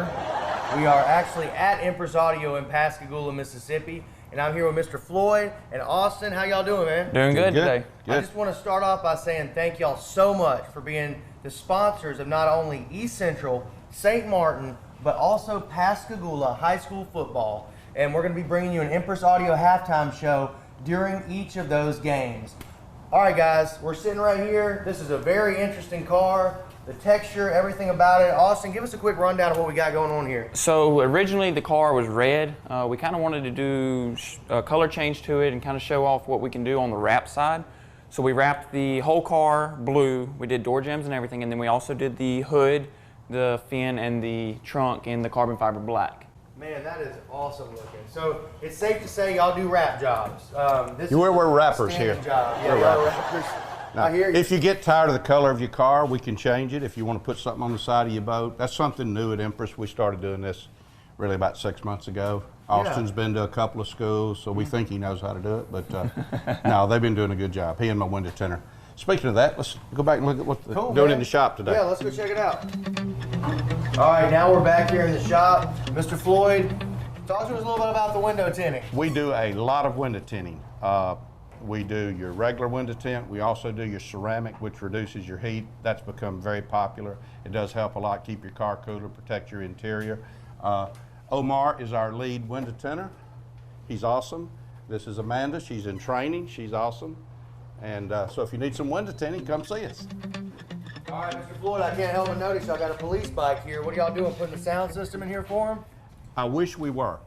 We actually sell, Harley Davidson is an awesome bike, and we sell the Rockford Fosgate systems for the bikes. And we've started doing a lot of those. They're made specifically, radio, speakers, you know, basically designed for Harleys. But we're not doing that. We're doing some technical work. I'm not really sure what we're doing. Yeah.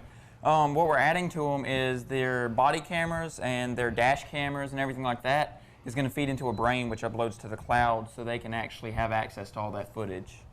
That's very interesting. And let's keep Well, on going down yeah, I here. do want to use this thing on the weekend. Maybe if I put them a stereo on there, they'll let me take it for the weekend. You think? I don't think so. I don't either. Guys, this is a fine piece of machinery right here. Tell me about what y'all are doing to it.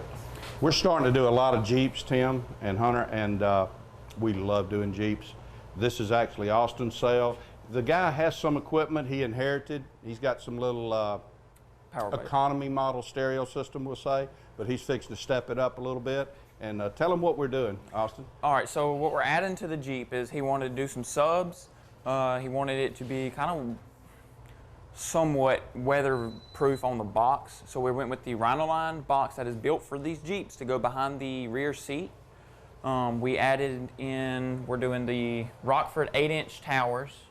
We're doing a JL M1000 watt monoblock amp. We are keeping his 4-channel amp because he plans on in the future selling the towers that he's getting and upgrading to the JL8s and going to a JL amp to run the 8s.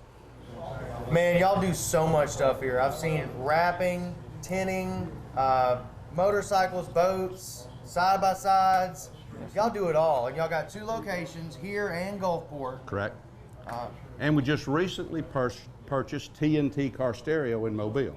Okay. So if you live closer to Mobile and you want to go to TNT on Airport Boulevard, they've been there 32 years, good operation, but the guy was ready to sell, we were ready to buy, so now we have a presence in Mobile, Alabama. But we appreciate everybody's business. We definitely support all the high school football teams. You guys have fun and be safe. All right. Y'all take care. I just got a new sound system installed. Prepare to be blown away. You guys going to work today? Empress Audio, installing car audio since 1975.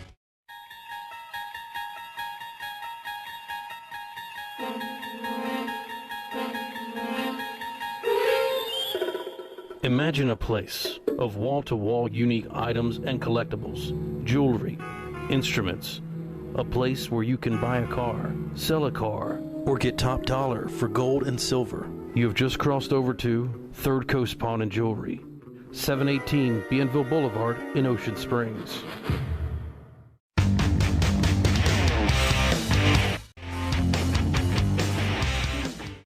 Mark Maples is the experienced candidate to serve as Chancery Judge for Jackson, George, and Greene County. Vote Maples on Tuesday, November 6th. Mark would like to wish the Yellow Jackets the best of luck this football season. Paid for by the committee to elect Mark Maples. Save Right Pharmacy is your friendly neighborhood pharmacy that has proudly been serving the St. Martin community since 2001. Stop and Save Right and receive personal attention from an educated and friendly staff. Save Right isn't just a pharmacy. They have gifts, healthcare items, cards, and much more. They also have bill pay, money orders, and a free blood pressure machine. Save Right's convenient drive-thru makes getting your prescriptions easy. And don't forget, you can drop off prescriptions before or after hours. So for all your pharmaceutical needs and more, remember, save time, save money, save right. At ProdaCare, we understand that peace of mind is everything. We give families the opportunity to remain safe and independent in their own homes while receiving the elder care they need. We're available for you and your family 24 hours a day, 7 days a week. Hi, I'm Jamie Nguyen with Prada Home Care. We are pleased to provide our services to individuals along the Gulf Coast and surrounding communities. Give us a call today. Prada Home Care. Call today for a free consultation, 228-355-9971. Mark Maples is the experienced candidate to serve as Chancery Judge for Jackson, George, and Greene County. Vote Maples on Tuesday, November 6th. Mark would like to wish the Yellow Jackets the best of luck this football season. Paid for by the committee to elect Mark Maples.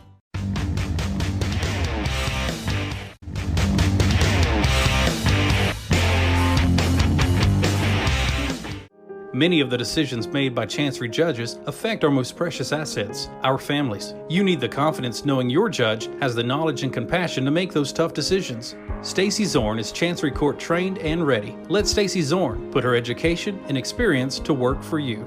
Hi, I'm Stacy Zorn, and I'm running for Chancery Court Judge, Seat 3, serving Jackson, George, and Greene counties. I'm asking for your vote on November 6th. Remember, check the Z. Hi, Troy Ross here with the Jackson County Board of Supervisors. I want to take this opportunity to wish the St. Martin Yellow Jackets the best of luck this football season. Go Jackets!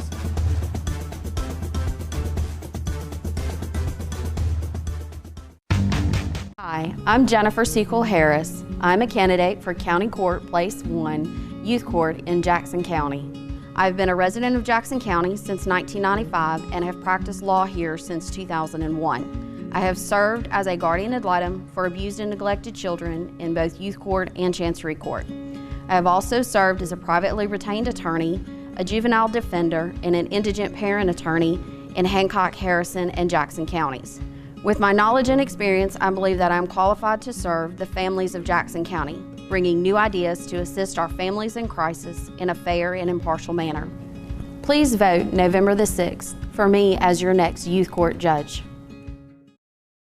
Open up with this.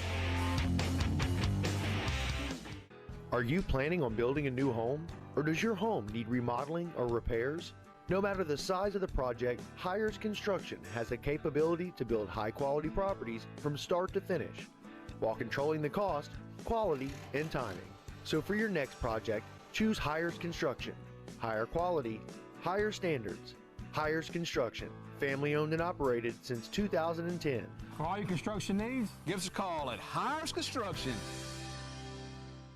If you're thinking about selling your house or buying a new home, please give me a call.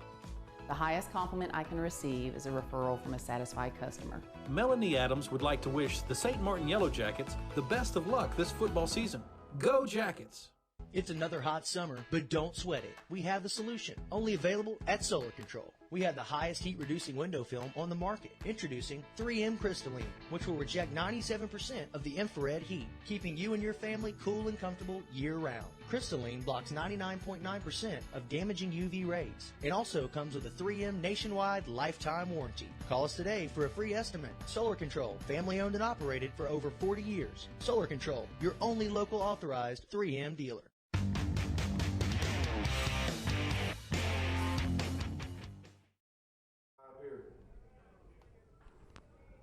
All right, welcome back to Bay St. Louis, Mississippi, home of the St. Stanislaus Rocketchaws. Excuse me, that's hard to say sometimes. The St. Stanislaus Rocketchaws hosting our St. Martin Yellow Jackets. It's still halftime where the Jackets lead 8-7. And we're talking about the Finish Line Performer of the Month. Finish Line Performance Karting is sponsoring a Performer of the Month for the Yellow Jackets. We have 5 nominees. If you haven't voted yet, you can vote on one of these St. Martin players between now and the start of the fourth quarter. And in the fourth quarter, we're going to announce the winner of that award. The nominees are Kenny Williams, middle linebacker, leading the Jackets in tackles for August. Number 25, Rico Moore, outside linebacker, second leading tackler for the Jackets. Franchise Cannon, cover corner, number 5. Number 1, tailback Ham McGee, leading rusher for the Jackets in August. And number 7, Mr. Do-It-All, Elijah Mr. Washington. So if you haven't voted yet, chime in with your comments on the Facebook Live broadcast. Just simply write down the name of the player you're voting for. If you want more votes for that player, share the broadcast, WGUD 51, where you're on live with some bunch of friends and tell them who to vote for. So we had a minute 33 left, Coach, in the halftime show. The Rocketchaws are taking the field. Yellow Jackets warming up. And what do we expect in the second half? Well, again, hopefully the the referees got together and decided we're not going to throw these little yellow flags out there as much. But again, it's about players got to go out there and make plays, and they have to take care of the small things. Again, you see somebody running in front of you, and we've already, we've already got the step on you. We don't need to push them in the back. Let your playmakers make plays. Sometimes you just got to get in the way. as opposed to throwing a block. Standing in the way, put your hands up and let your guys get downfield and make plays for you. But, we've got playmakers, and we need to allow those guys to do it. I think we've moved the ball. We've had success.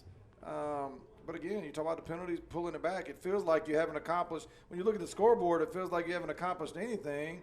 Because we only got 8 points sitting there, which you've had since the very first possession. But in reality, we have moved the football. We've had some big plays. We just got to make sure we keep our hands inside and don't get caught with our hands in the cookie jar.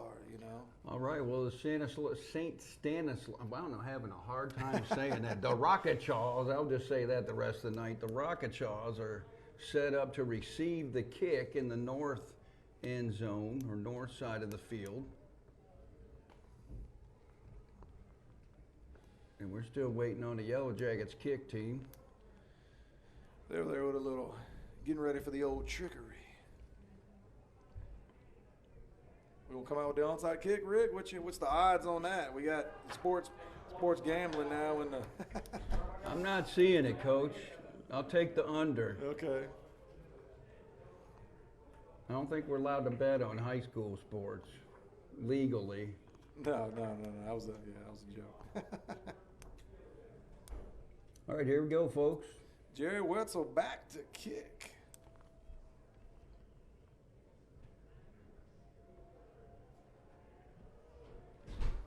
Nice, going to put them from the 2. Here we go. Again, last time Stanislaus had a great wild chance. Pilot first got to him. Made him miss. 1, 2, 3, 4, 5 Yellow Jackets touch him before he goes down at the 45-yard line. Not exactly what you're looking for there. Chaz Pilot with great penetration. Well, that was a good run for Brandon Bordelon, number 1 for the Rocketchaws on the kick return. He decided they wanted to get a good starting position here to start the second half. Man, again, you get, we've had a lot of one-arm tackles that haven't resulted in losses. But, again, great job getting penetration. Great job penetration getting through there. We're going to bring up first down and 10 for the Rocketchaws. Yellow Jackets in that 3-3 stack defense.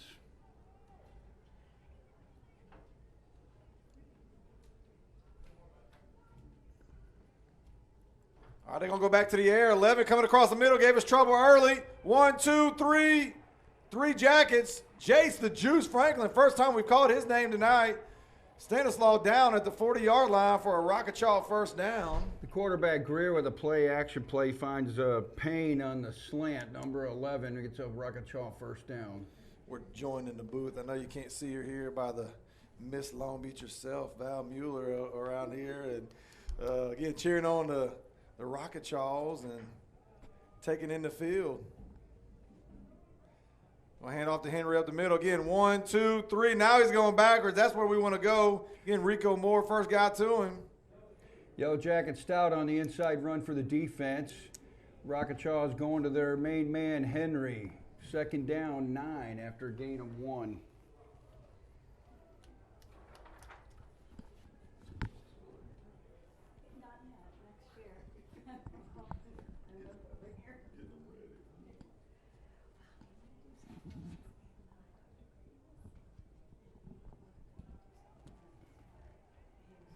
Henry motion with the shovel pass, finds running room on the left side, and he's going to take it to the house.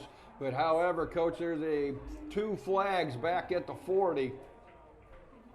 And yet another touchdown being called back in this ball game. That should be 2 apiece now. Let's see what the penalty is. Holding against the Rocketchaws. That's going to be 10 yards from the spot of the foul. Backing them up.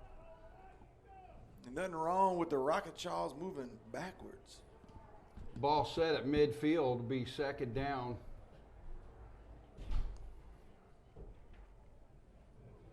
Nice little play there, Coach. The quarterback Greer released the ball. It wasn't handed off, so if it's dropped, that's an incomplete pass, a little shovel pass action.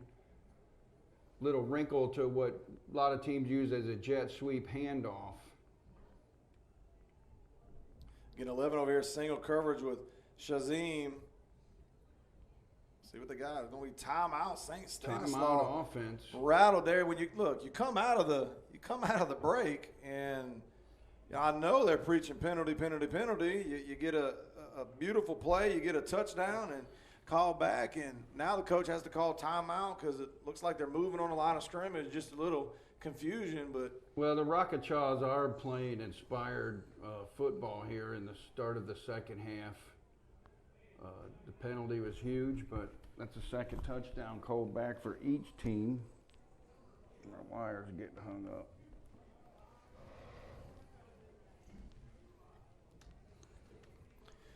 Well, we don't mind Stanislaus getting flags, Rick, but if you're a Yellow Jacket fan, we want some penalty-free football. 100%. Need to make a T-shirt right there. Penalty-free football. PFF. Second down and looks like 16 to me. Twin set over here. They're going to swing pass out there to Henry, and it was backwards. Get first guy to him. Boom, Kobe Evans with the big tackle for loss. Again, we don't want to see one hand. We want to see two-hand wrap-ups again. And he had a tough time catching that ball. I mean, that easily could have been a fumble that the Yellow Jackets pick up and, man, gain momentum. Football is all about momentum. Is it not? Sports and that penalty killed the momentum for the Rocketchaws, but the Jacket defense in great condition now with third and very long. PFF. St. Martin D setting up in a deep cover 3 look.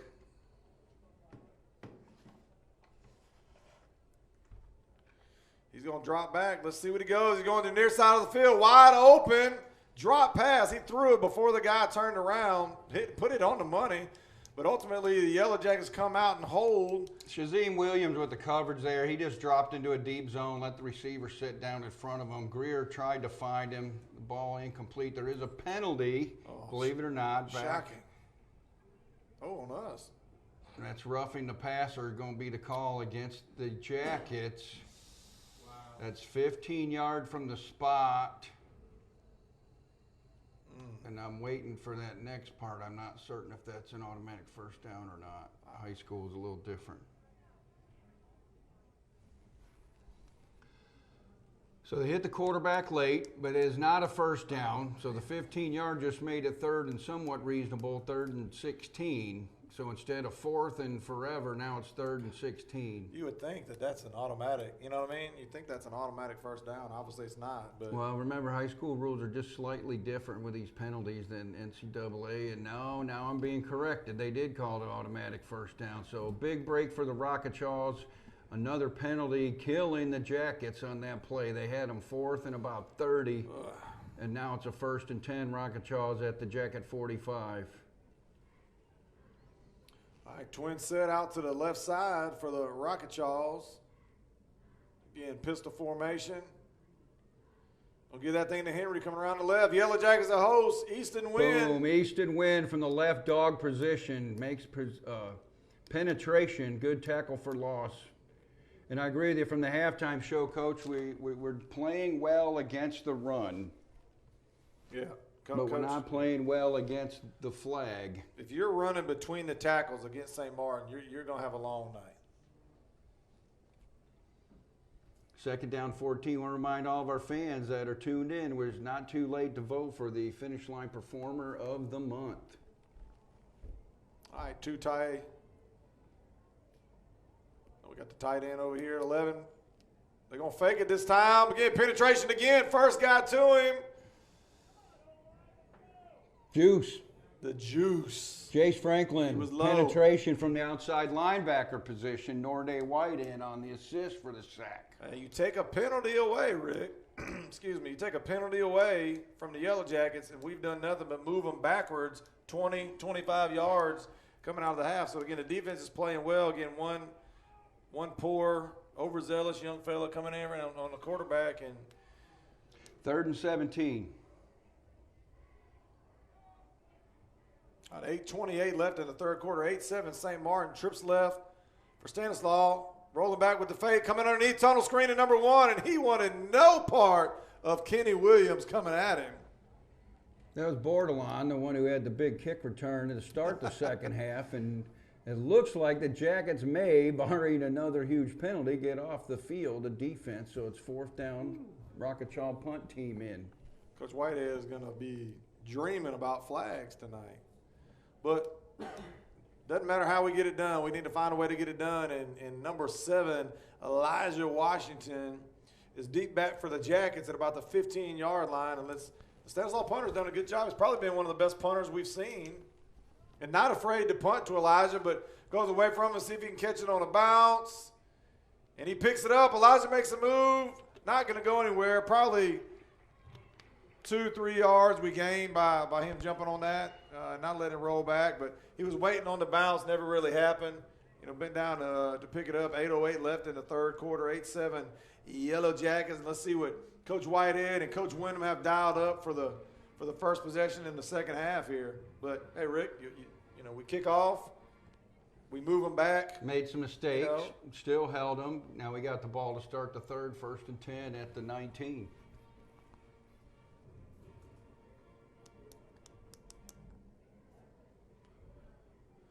All right, twin set here. Getting Jay McGee in the backfield. We're going to give that thing to Jay McGee. Bounce up the middle. He's running. Ricky is running hard. And I know, we hadn't started talking about, you don't want to start talking about award winners. Ethan Anderson leading the way right up the middle. But well, Jay's definitely had some no-quit worthy plays tonight, but Ethan Anderson was the big body that he was following on that play.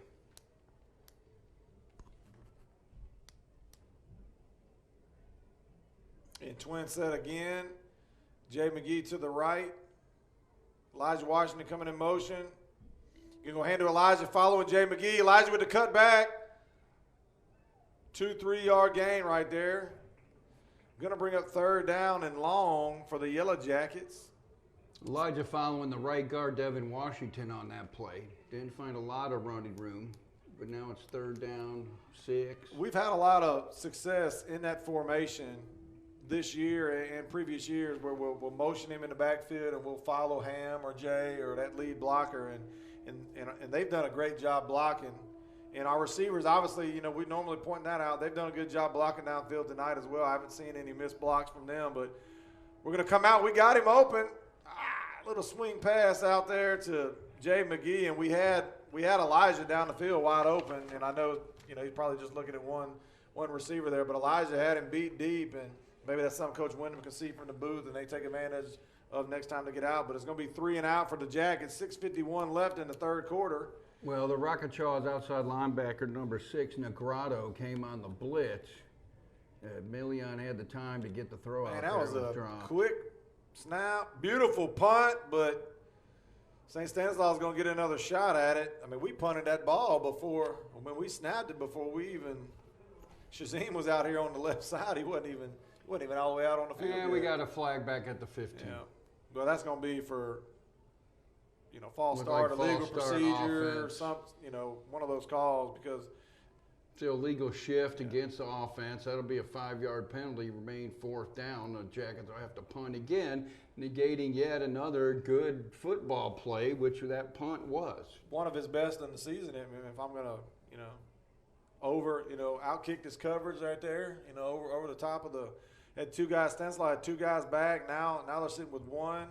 I don't know if that means they're going to bring a little more pressure. If I'm Stanislaus, I wouldn't. They might get a penalty. It's 22 Rhodes back for the Rock. They touched him. He drops it. Number 19, 49. 49, I'm going to the depth chart. Tanner Mitchell, first got to him. Great job wrapping him up. Good coverage by the Jackets. But the Rocketchaws are going to get the ball in great field position right at midfield on their own 49. Got another former Yellow Jacket football player just tuned in, Coach. It's Kyron Duron. Kyron, I'm trying to remember what class he was in. I know he got injured his senior year. It was highly disappointed. Let me see. Your pull yours up to me. Let me see. I think I might be a little. Mine might be a little behind you right here for some reason. My live feed there. That's so. Give to Henry coming back left, changing directions right there. Wins got him in the backfield, and Another 10, 11-yard loss. Easton Wynn playing big dog for the Jackets in that triple stack defense. And that's what the Dogs do in this defense, Coach. They play a hybrid safety and linebacker. So they'll sit back and play in deep zone coverage when they need to. But Easton got in some penetration at a great play. Going to be timeout on the field. 6:07 left in the third quarter. Stanislaus doing nothing but moving backwards. We'll be right back after a word from our sponsor.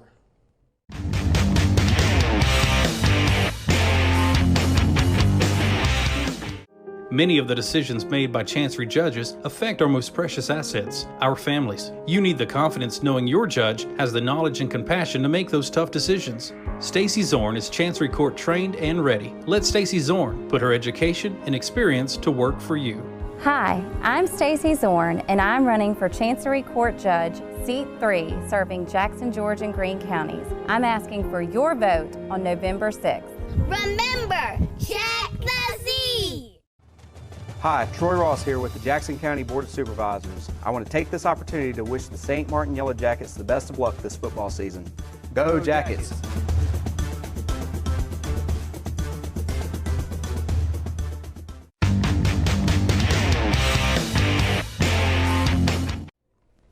Welcome back to St. Stanislaus. Coach Laird joining in. Good to see you watching, checking us out here. 5:59 left in the third quarter. Let's see what kind of pressure we can bring here, Rick. In three-man rush. He drops back. He's got time. He's running. Big Norday White coming, missing him. Jace Franklin. Greer saw nobody open, even though it was only a three-man rush. The previous blitzes had him with a little happy feet. He gains a few on the quarterback scramble. Also want to shout out, Coach, to Luke Blair and Keaton Duron, both former Jacket players. It's funny, both the Duron brothers are tuned in. They both got hurt in their senior seasons. Good to see you, boys. Also, if those guys just joined us, we have 6 minutes left to vote on our Finish Line Performer of the Month. Vote on Kenny Williams, Rico Moore, Franchot Cannon, Ham McGee, or Elijah Washington to win the Finish Line Performer of the Month by making a comment. They're looking for 11. That's a hold right there. See if they call it. Great catch coming back underneath. I guess they missed it. I guess the white quarterback Greer finds Payne, the wide receiver, number 11, for a completion. Still well short of the first down. Actually back to the original line of scrimmage, 4th and 10 for the Rocketchaw. Well, you say positive yards, but I mean they're still, they're punting. It's 4th down and 8, 9. 5:13 left in the third quarter. 8-7. Yellow Jacket defense has come out stinging them, and now it's time to make a play. Mekhi Hebert and Elijah Washington back deep for the Yellow Jackets, just in case. I mean, when you've got playmakers returning kicks, Rick, you don't always need the most, you don't always need to send the house to block a kick. Take these two guys. They can't kick it to the side of the field. They're going to either kick to one stud or the other. It looks like Mekhi is going to get an opportunity at it. Comes up, fumbles the ball, picks it up, hold on to it, young fella. All right, Mekhi advances that return to the 20 where the Jackets take over, 1st and 10. All right, now it's time for the St. Martin offense to do something here in the third quarter, Coach. The defense showed out on 2 possessions. Let's see what the offense can dial up. Let's be penalty free. Got Nick Ross in at wideout on the near side with Elijah Washington in the slot. You put Elijah in the slot here. I'm looking speed sweep right here. He's not always in the slot, but he's not. We're going to get that thing to Jay McGee right up the middle, spinning, keeping, moving, big fella, feet moving. Ethan Anderson down there, lineman down there. You like to see that. Johnny Iraquazo, Devin Washington. You like to see your lineman 5 Line got yards. a good push there, and Jay McGee gets enough for a Yellow Jacket first down. And I say we don't see Elijah in the slot. I mean, he does. On tonight, though, we've seen him a lot in the backfield. As we do right now. Obviously with Ham McGee sideline, he's taking more of the running back duties. Bad snap, Jay McGee. Million, great job coming down with it. We talked earlier, we talked at halftime off camera. Ethan Anderson done an unbelievable job snapping all year. When you're in the gun every possession, you gotta tip your hat to Ethan Anderson to be on the money. A little bit high right there. Let me knock on wood because I don't want that coming back. D lineman number 71, Ben Venuti, disrupting plays for the Rocketchaws. We got a timeout on the field, official timeout. Well, we've not sure what that's about. We got the Rocketchaw faithful in front of us holding up a happy birthday to somebody, but they're blocking our vantage point.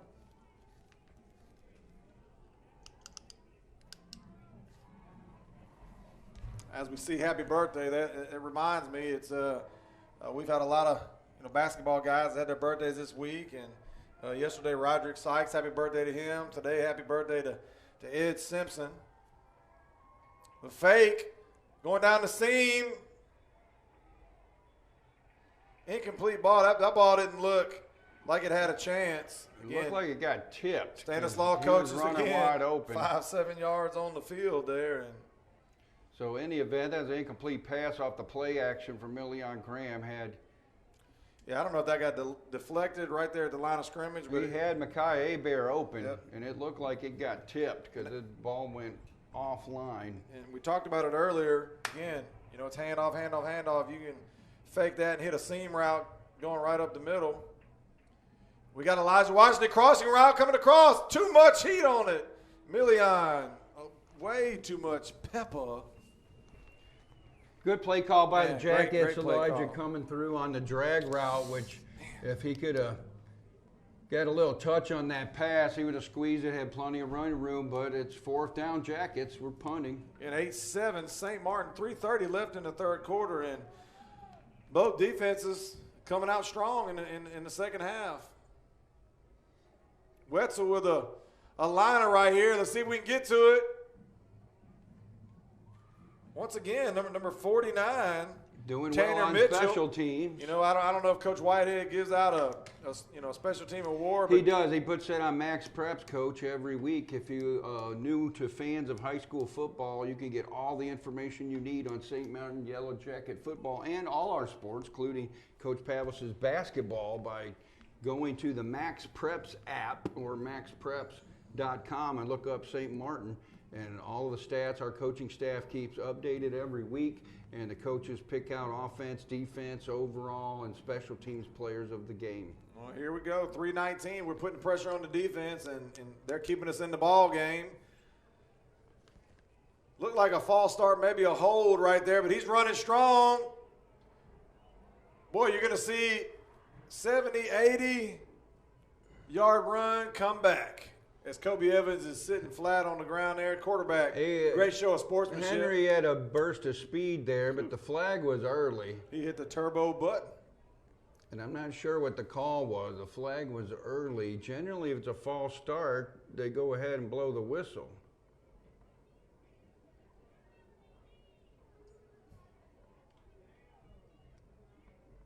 Stanislaw, again, as well as us, but you got the home crowd sitting here. They got to be. Well, all night long. I mean, both sidelines of bleachers are very aggravated. The fans are, because they've seen big plays from both teams come back from the penalty. It's the first time all year. I mean, we're spinning a. So it's that was a 5-yard penalty. It was a false start against the offense. I'm just confused why they didn't blow the whistle.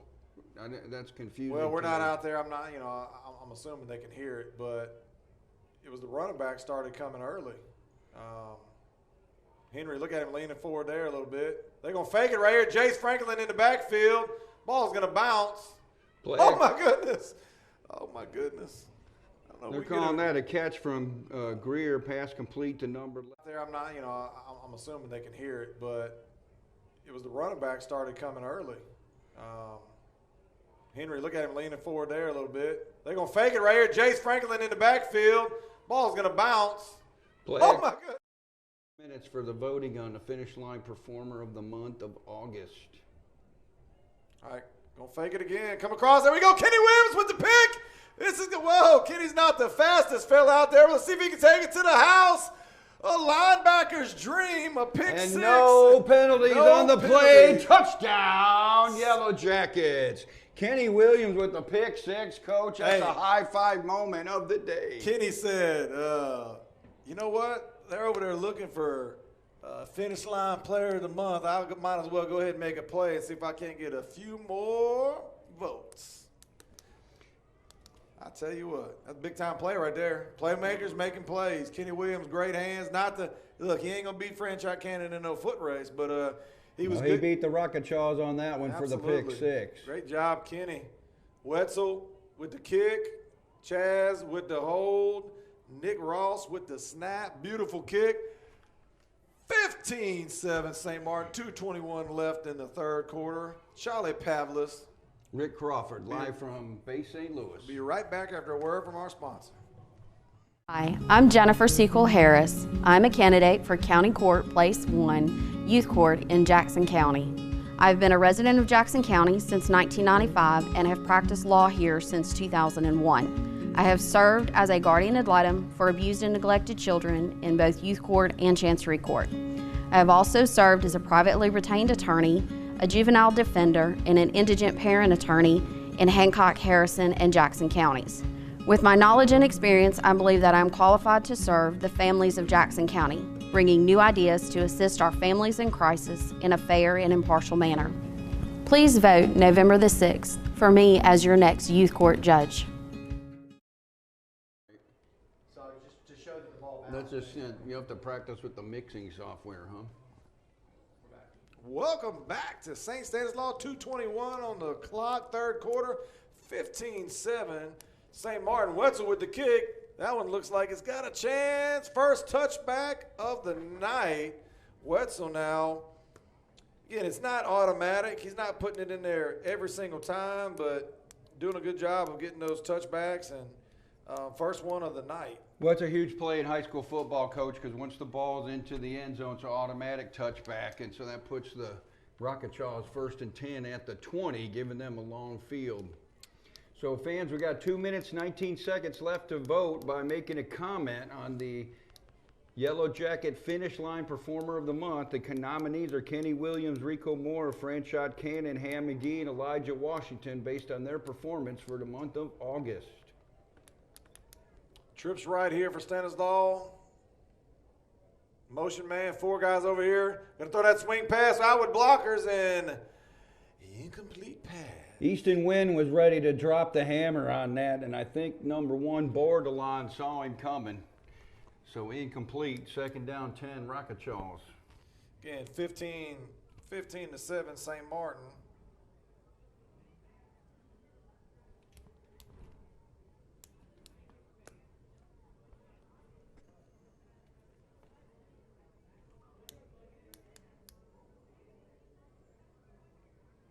All right, 2nd down and 10 for the Rocket Chaws. Is still in the pistol. New quarterback coming in, right-handed quarterback. Opportunity for 2 picks.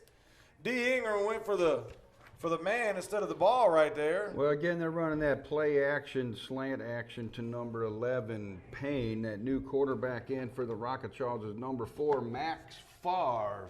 A name very familiar here in Bay St. Louis, in Hancock County. I saw Favre down there earlier. You know, Dylan, who was Brett Favre's nephew, played here a few years back. Let's see what he's got. Again, he's a righty, not as big as the previous, but he's dropping back. Jace Williams coming in and gets blown up by the blocker. Jace runs smack into the blocker and lost a little balance, and the running back put him on his butt right there. Rico Moore, Jace, and the backer kind of. Yeah, Rico Moore coming on the blitz from the outside linebacker position, got backside pursuit, moved Max Favre, the junior, out of the pocket, unable to complete the pass. 4th down, Rocket Chaws. 2:01 left in the third quarter. Micaiah Hebert, Elijah Washington back, and I noticed Elijah slid to the side where they've been punting it there. In case unless they're kicking it to the Stanislaus Well, the other thing sideline. that's good, when you bring 2 returners back, they can block for each other. Snap is good. Kick high. Probably one we need to stay away from there. Austin Wynn, two or 3 inches from the ball. Again, we get an opportunity to Easton Wynn. I think I've been calling him Austin all night. Easton's having a good game tonight. He's a no-quit nominee, award winner for sure. Not award, but a nominee. We also got other nominees for no quit tonight, and still got the fourth quarter coming up. Jay McGee's been running hard. Maybe opportunity to get his tonight. First time. Nick Ross down here by himself on the near side. When a jumbo, looks like a jumbo package there, going to snap that thing. Million hadn't really got loose tonight. They're going to call him down. Stanislaw head coach is not going to like it.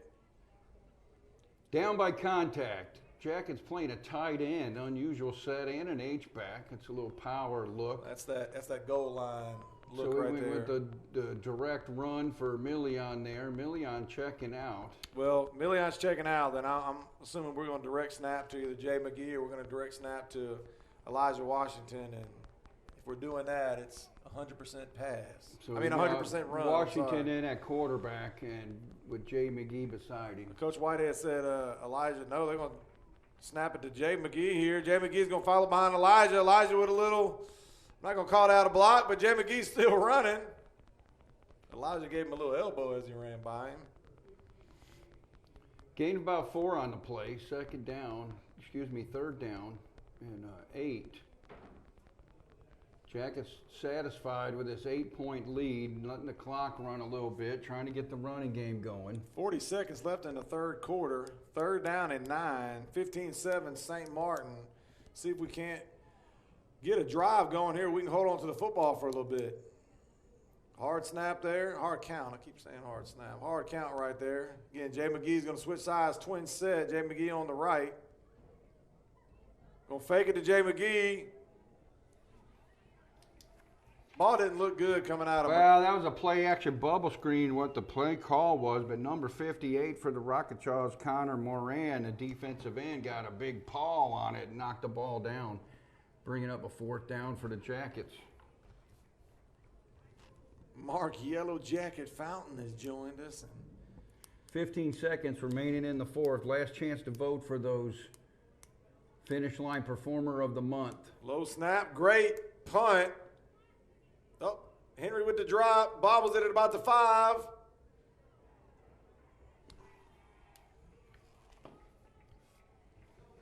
Again, Tanner Mitchell first got to him, but this time Brent Chandler comes up with the tackle. Henry with the return after a little muffed handling of the ball ends up with about 10 yards on the return. Number 50 for the Jackets on the tackle there. It's at 50. Lee Michael Mayfield. The senior, and that's the end of the third quarter. End of the third quarter, 15-7 St. Martin, WGUD. We'll be right back after a word from our sponsor. Mark Maples is the experienced candidate to serve as Chancery Judge for Jackson, George, and Greene County. Vote Maples on Tuesday, November 6th. Mark would like to wish the Yellow Jackets the best of luck this football season. Paid for by the committee to elect Mark Maples. Save Right Pharmacy is your friendly neighborhood pharmacy that has proudly been serving the St. Martin community since 2001. Stop and Save Right and receive personal attention from an educated and friendly staff. Save Right isn't just a pharmacy. They have gifts, healthcare items, cards, and much more. They also have bill pay, money orders, and a free blood pressure machine. Save Right's convenient drive-thru makes getting your prescriptions easy. And don't forget, you can drop off prescriptions before or after hours. So for all your pharmaceutical needs and more, remember, save time, save money, save right. At ProdaCare, we understand that peace of mind is everything. We give families the opportunity to remain safe and independent in their own homes while receiving the elder care they need. We're available for you and your family 24 hours a day, 7 days a week.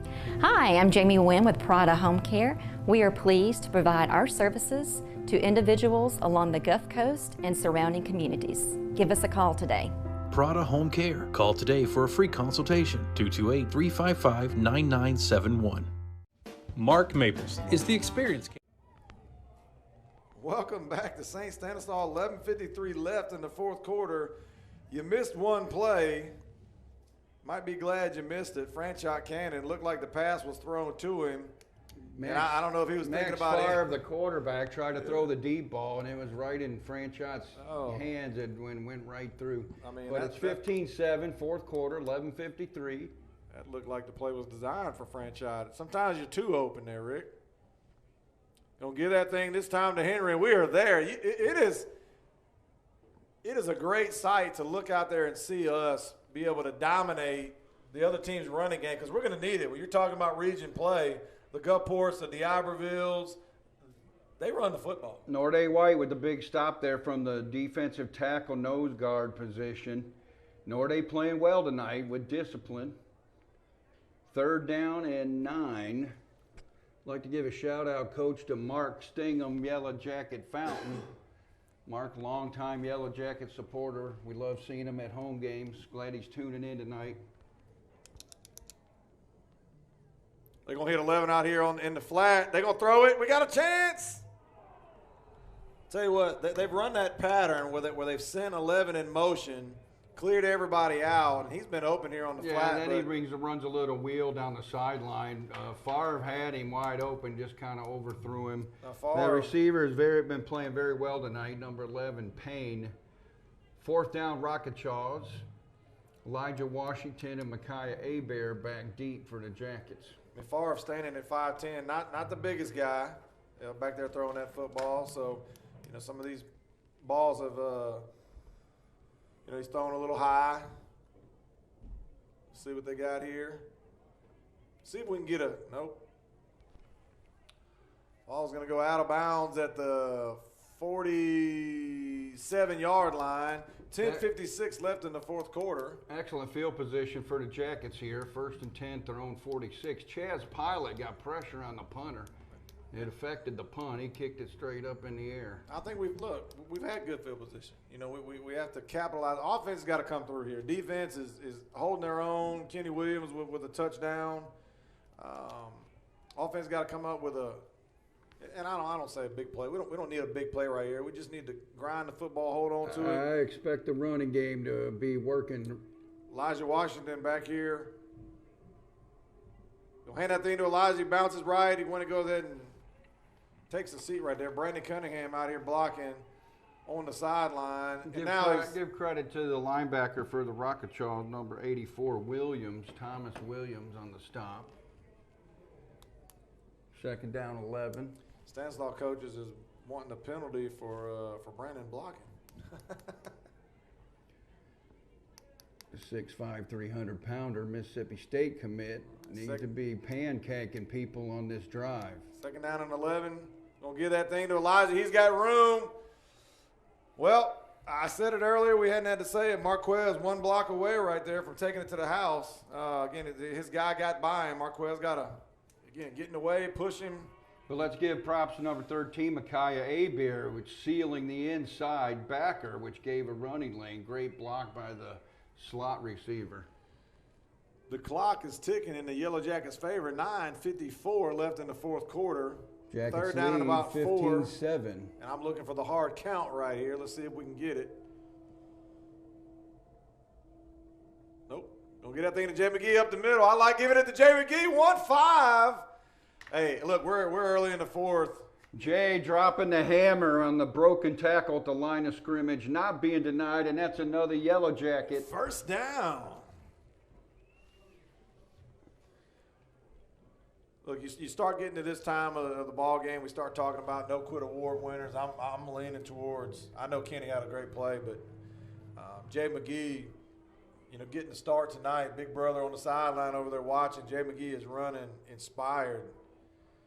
We're going to keep feeding him right there, Rick. Give it to him again. Everything he's doing is moving forward. He's not falling backwards another 4 or 5 yards. And that's what you want from your fourth quarterbacks.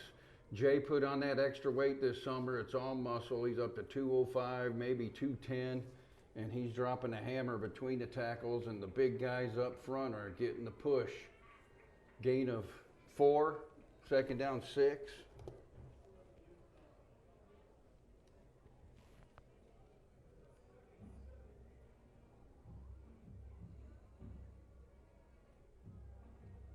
Then official timeout. Got here 8:52 left in the fourth quarter. We'll stay right here with you. injured Rakachaw on the play. That's 84, Williams. All right, twin set again. Jay McGee here on the right. If you're dialing up a little play action, this will be perfect. Million's going to keep it this time, bouncing. Great pull. Great pull from Million. 3 or 4 guys keyed in on Jay McGee. Coach, that's called an inverted veer option play. So your back is looking as an outside run, and your quarterback's reading inside. If the hole's there, he's going to pull the ball and keep it himself. And Million had an excellent read on that play. Lost connection. All right.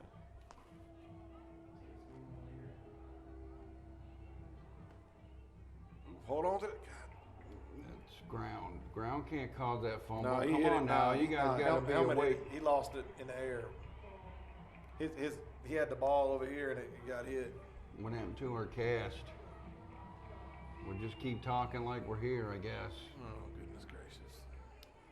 Jackets, we're driving, we fumble.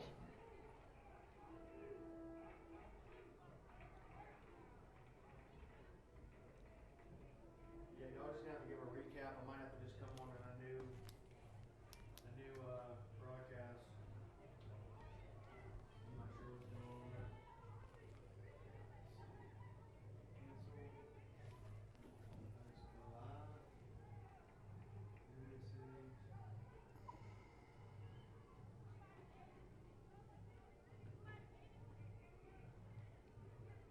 Nice. That's well, you know, again, you turn the football over and we come back and give them a loss.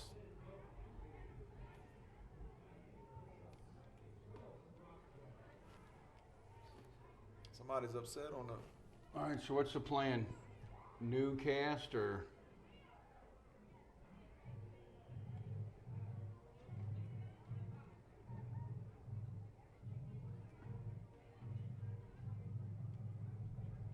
Ten didn't like that tackle. He's not happy on the little confusion there for the. All right, we're back live. It says here. Are we? Somebody give me a comment if we're back live. It's 7:10 remaining in the fourth quarter. Rakachaw's got the football. We're having technical difficulties. Someone give me a comment. Timeout on the field. We're going to keep calling this as if they're live, and now it's showing that it's interrupted again.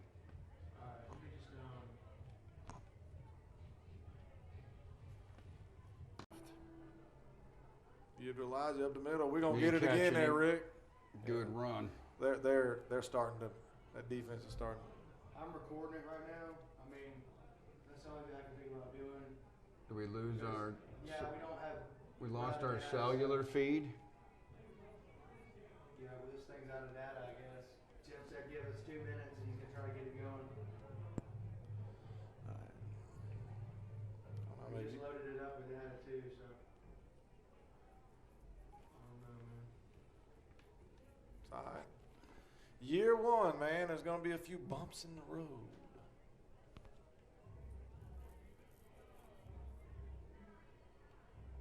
Heat timeout.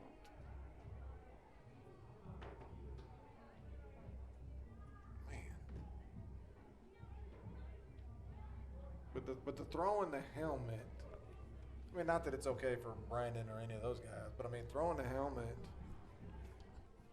That stuff just eats at me. You know? Okay,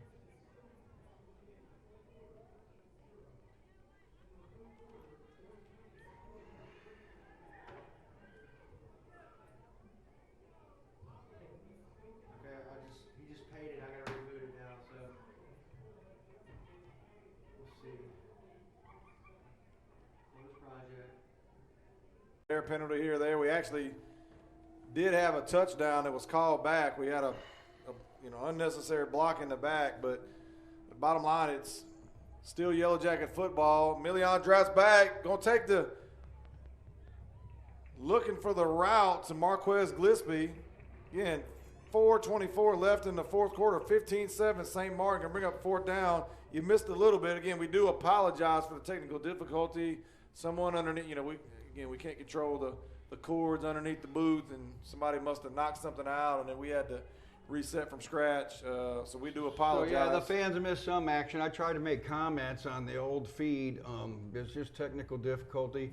But Jacket football, 4th and 5 are going for it. 4:24 in the 4th, Coach. Well, I'm looking for a hard count first. Nope. We're going to throw that tunnel screen to Nick Ross, the play that he scored on earlier. And he's not going to score, but it looks like he is going to pick up. Hold on. Let's see. Look for yellow flags. Whitecap points for a Yellow Jacket. First down. We needed that first down. Are we measuring or? Whitecap called it. Yes, He's calling it again. Yes, sir.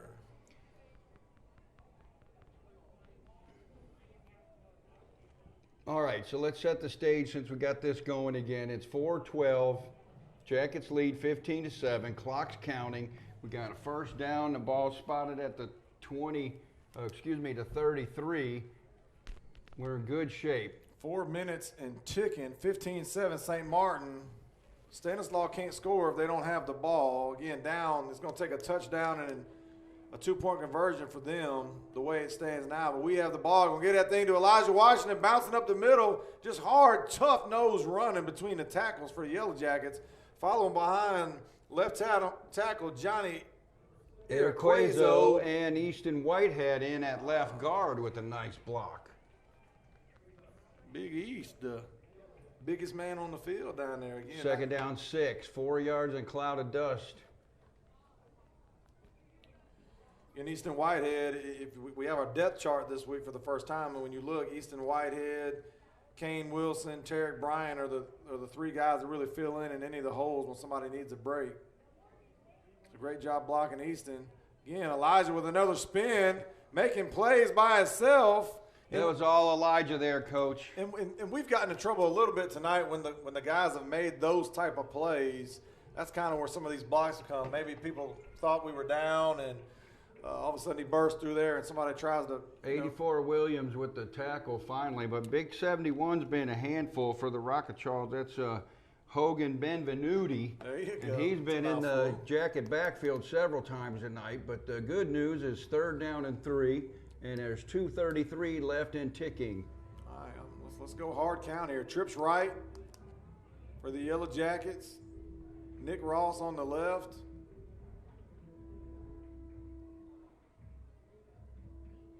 Nope. Don't get that thing to Jay McGee right up the middle. Jay McGee keeps moving. I'm going to go ahead and say it, Rick. I know we normally do that. I'm looking for penalties. Yeah. And there is none. The Whitecap says a Yellow Jacket. First down. 2:11. Jay McGee behind Devin Washington on that play, running straight ahead. 2:09 left in the 4th quarter. 15-7 St. Martin. Again, time maybe not showing up on the screen there. But again, 2 minutes left in the game. And counting down. First down, no hurry. Play clock's down to 6. Burning a little clock. Hand that thing to number 15 right there. Nothing pretty. Hand it to him. Boom! Jay dropping the hammer right there. Gets the extra 2 yards. Straight ahead run. Stanislaus, defensive player, picks up his helmet after Jay lowered the boom. That's 84. The linebacker, Williams, he's made several tackles tonight. 2nd down and 4, 6-yard run by Jay McGee. 1:24 left in the 4th quarter. Clock's still ticking. Twin set here. Again, nothing fancy. Walk up there, run the play clock down to 3 or 4, snap it, hand that thing to 15 and let him bulldozer, and he's still moving. Now, if you are, unless it's a designated give right here, perfect time. Million's done a great job of giving, and he's in his mesh. He's holding it. He's holding the ball in there. Perfect time to pull it. First and goal, Coach Ethan Anderson paving the way. We got a Rocket Chaw fan standing right up in front of us, but now would be a great time to pull it. As long as he holds on to the football. But again, Coach Whitehead might have told him after that fumble. No, I don't think they're going to be playing option ball here. They're just going to make a decision, give it, and run hard. 43 seconds. Elijah on the right side. Again, go get that thing to Elijah. Elijah bounces left. Bounces left. St. Martin. Touchdown, Jackets. Yes, no penalty. Good closing drive. Just run it, run it, run it. The big hog mollies for the Jackets getting the job done. McGee and Washington. Going to be a good closing drive of the ball game. 30 seconds remains in the fourth quarter. Closing out football games is huge. You know, we had the ball last week down, moving down the field. The kick is up. It's good. But, you know, we weren't able to close the deal there. I know we had the lead here, but, you know, you got to finish games. And last week we didn't. We didn't finish that drive. We came up a little short, and Yellow Jackets marched it down. And time of possession, and I don't have it. I know we had some difficulties, but, you know, there's 12 minutes in a quarter. I'm going to say we had the ball most of the fourth quarter. Probably. We did miss a fumble when we'd lost our feet on the other one. And then Stanislaus went 3 and out. We got the ball back again. So we held the ball most of the fourth quarter and got 7 more points out of it. Jackets lead 22-7, Coach, 30 seconds left. And probably about 9 minutes of ball control there. But the Yellow Jackets, 22-7, barring a miracle, you know, they're going to move to 3-1 on the season. Again, got to take care of the kick, got to take care of the tackle here. But solid performance. We talked about the last 4 or 5 times we've played them. It's been a one-possession game, and it was until we put that last drive together. Absolutely. Made it a 2-score game, but let's see if Wetzel can put it in the end zone. It looks like it's going to be a little short. Back up to about the 2-yard line. It's Henry on the return. That's blocking the back. They didn't call. He's cutting back across field. Fumble on the play. 18, Tyreek Hendy. I know Mama's watching. Mama's happy. Tyreek Hendy jumps on the loose ball. We do have a flag on the play, Coach. Shocking. And Miss Joni, Tyreek's mom, was logged in here earlier. Shocker, penalty. I was a betting man. I'd say we'll probably have a flag. They're going to call that Rockachaw player down by contact. All right. The penalty's back in the Rockachaw's up. But got the block in the back. So it's either the block in the back or a hold. So it's Rockachaw football, 1st and 10 at their own 10 with 16 seconds remaining in the ball game. All right, here we go. Again, they made I'm not sure if the previous quarterback got hurt. They got him sitting underneath. Route here, chance at a pick 6 for Rico Moore. Rico decided he's just going to knock it down. Rico Moore and Kevin Ferguson on the play. Ooh, that'd be nice to pick 6 right there to walk in the end zone. Well, I think if one or the other would have been there by themselves, they probably would have had it. They both kind of went for the ball there. And that's going to be our final play of the ball game, Coach. Well, it's going to be 22-7, St. Martin, 3-1 on the season. Charlie Pavlis, Rick Crawford going to be right back after a word from our sponsor.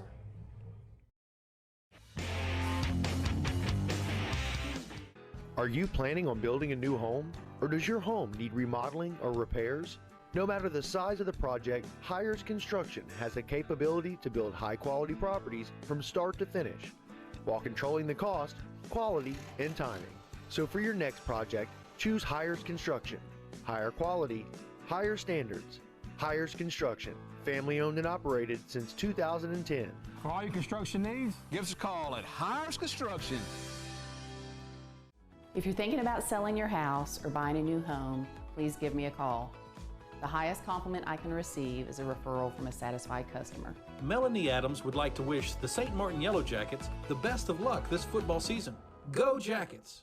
It's another hot summer, but don't sweat it. We have the solution, only available at Solar Control. We have the highest heat-reducing window film on the market. Introducing 3M Crystalline, which will reject 97% of the infrared heat, keeping you and your family cool and comfortable year-round. Crystalline blocks 99.9% of damaging UV rays. It also comes with a 3M nationwide lifetime warranty. Call us today for a free estimate. Solar Control, family-owned and operated for over 40 years. Solar Control, your only local authorized 3M dealer. Hi, I'm Jennifer Sequel Harris. I'm a candidate for County Court Place 1 Youth Court in Jackson County.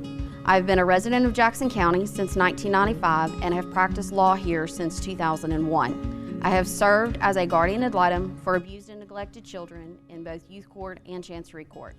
I have also served as a privately retained attorney, a juvenile defender, and an indigent parent attorney in Hancock, Harrison, and Jackson counties. With my knowledge and experience, I believe that I am qualified to serve the families of Jackson County, bringing new ideas to assist our families in crisis in a fair and impartial manner. Please vote November the 6th for me as your next youth court judge. Welcome back to St. Stanislaus. Charlie Pavlis. And I'm Rick Crawford. I tell you what, Rick, 22-7, St. Martin pulls out the victory, goes to 3-1 on the season, heading into the bye week. Thoughts on the game? Penalties. The officials win. Yeah. Oh my gosh, it was amazing penalty fest for both clubs. But we'll make some making light of it, but let's make it serious. In spite of all of that adversity, in spite of the disappointment of 3 Yellow Jacket touchdowns being called back, 2 St. Stanislaus touchdowns being called back, penalties all over the place, the Jackets showed a lot of poise and confidence at crunch time and put the Rockachals away. Well, when we needed a drive, and you look up there, it's a 2-score game, and score is not always indicative of how close things are, but you know, we're up 8, we dominate the second half defensively, number one. And in the fourth quarter, time of possession, again, I don't have it exact, but I'm willing to bet 9+ minutes. Yeah, easily. We controlled the ball, and when the game's on the line, we march, you know, about 60 yards down the field. 60 yards, taking our time, throwing the play clock all the way down to 4 or 5 seconds, taking the snap, and just feeding Jay McGee and Elijah Washington right up the middle. We did have a fumble, you know, off air right there. Right, during that technical difficulty. Thanks to the fans for sticking with us through that. Milian, again, lead play, snap to the quarterback, running left, and kind of had a fumble. But the first play for Stanislaus, they went back 5 or 6 yards. So I'm willing to bet the most negative plays we've had tonight, and on a good thing, defensively, negative plays for St. Stanislaus. We probably had 15 tackles for losses. They were going backwards, especially in the second half. The Rockachals just couldn't get anything going offensively. Changed quarterbacks, not sure if that was an injury issue or what, but they went to Favre. They had Pat Greer, 6'1", who was throwing some pretty good balls in there, the left-handed kid. Until he got the pressure on him, and he got happy feet and he lost his accuracy. So I'm not sure if he was injured, but then they brought in Max Favre, 5'10", a little bit smaller, and most of his balls sailed high on him. And he had some receivers open. He just couldn't hit them. But, look, you Coach Whitehead, you're down there talking to the troops. Tell me what you're talking coming off a 22-7 victory. I'm going to tell them, hey, we come out of here with a W. We're 3-1 in the non-region season. 3-0 on the road. 3-0 on the road. We got next week off far as gameplay, but we got 2 weeks to heal up from some of the players are banged up, and then we got 2 weeks to get ready for Region 4 6A play in the Gulfport Admirals in 2 weeks from now, which we haven't beaten in the Whitehead era. Well, 2 weeks. Again, everybody's praying for Ham to have a healthy recovery. Hopefully we can have him. If we don't, my No Quit Award winner tonight is the guy we're going to talk about, Jay McGee, Ham's younger brother, number 15. Unbelievable running, and just taking a look at the last drive, just feeding straight up. He's running people over, knocking helmets off. If we're going to call Ham, and their families all got nicknames. Yeah. And I'm not certain what Jay's family nickname is, but tonight he was the Hammer. The Hammer. He was breaking tackles. He was willing himself extra yardage. He ran between the tackles with authority when there was no flags. And he had one really nice long run that was called back on a block in the back. But for sure, Jay McGee is one of our No Quit Award winners tonight. And I'm going to throw out my No Quit Award winner on the other side of the ball is a transfer in from Germantown, Mississippi, and that's number 30 playing the dog position, Easton Wynn. Easton was all over the place tonight. He got back in coverage when the prevent defense was on in the third and second and longs, but then he also blitzed the quarterback, got pressure, had a couple nice open field tackles. So our second No Quit Award winner tonight will go to Easton Wynn. Yeah, both of them first-time award winners, and I know we had our our special award, our monthly award right here. So and this is new for Jacket Football. We thank Finish Line Performance Karting for coming through with this sponsorship. The Finish Line Performance Karting in Biloxi has come through with the Finish Line Performer of the Month, and we thanks for all the folks who voted tonight on this contest for the month of August.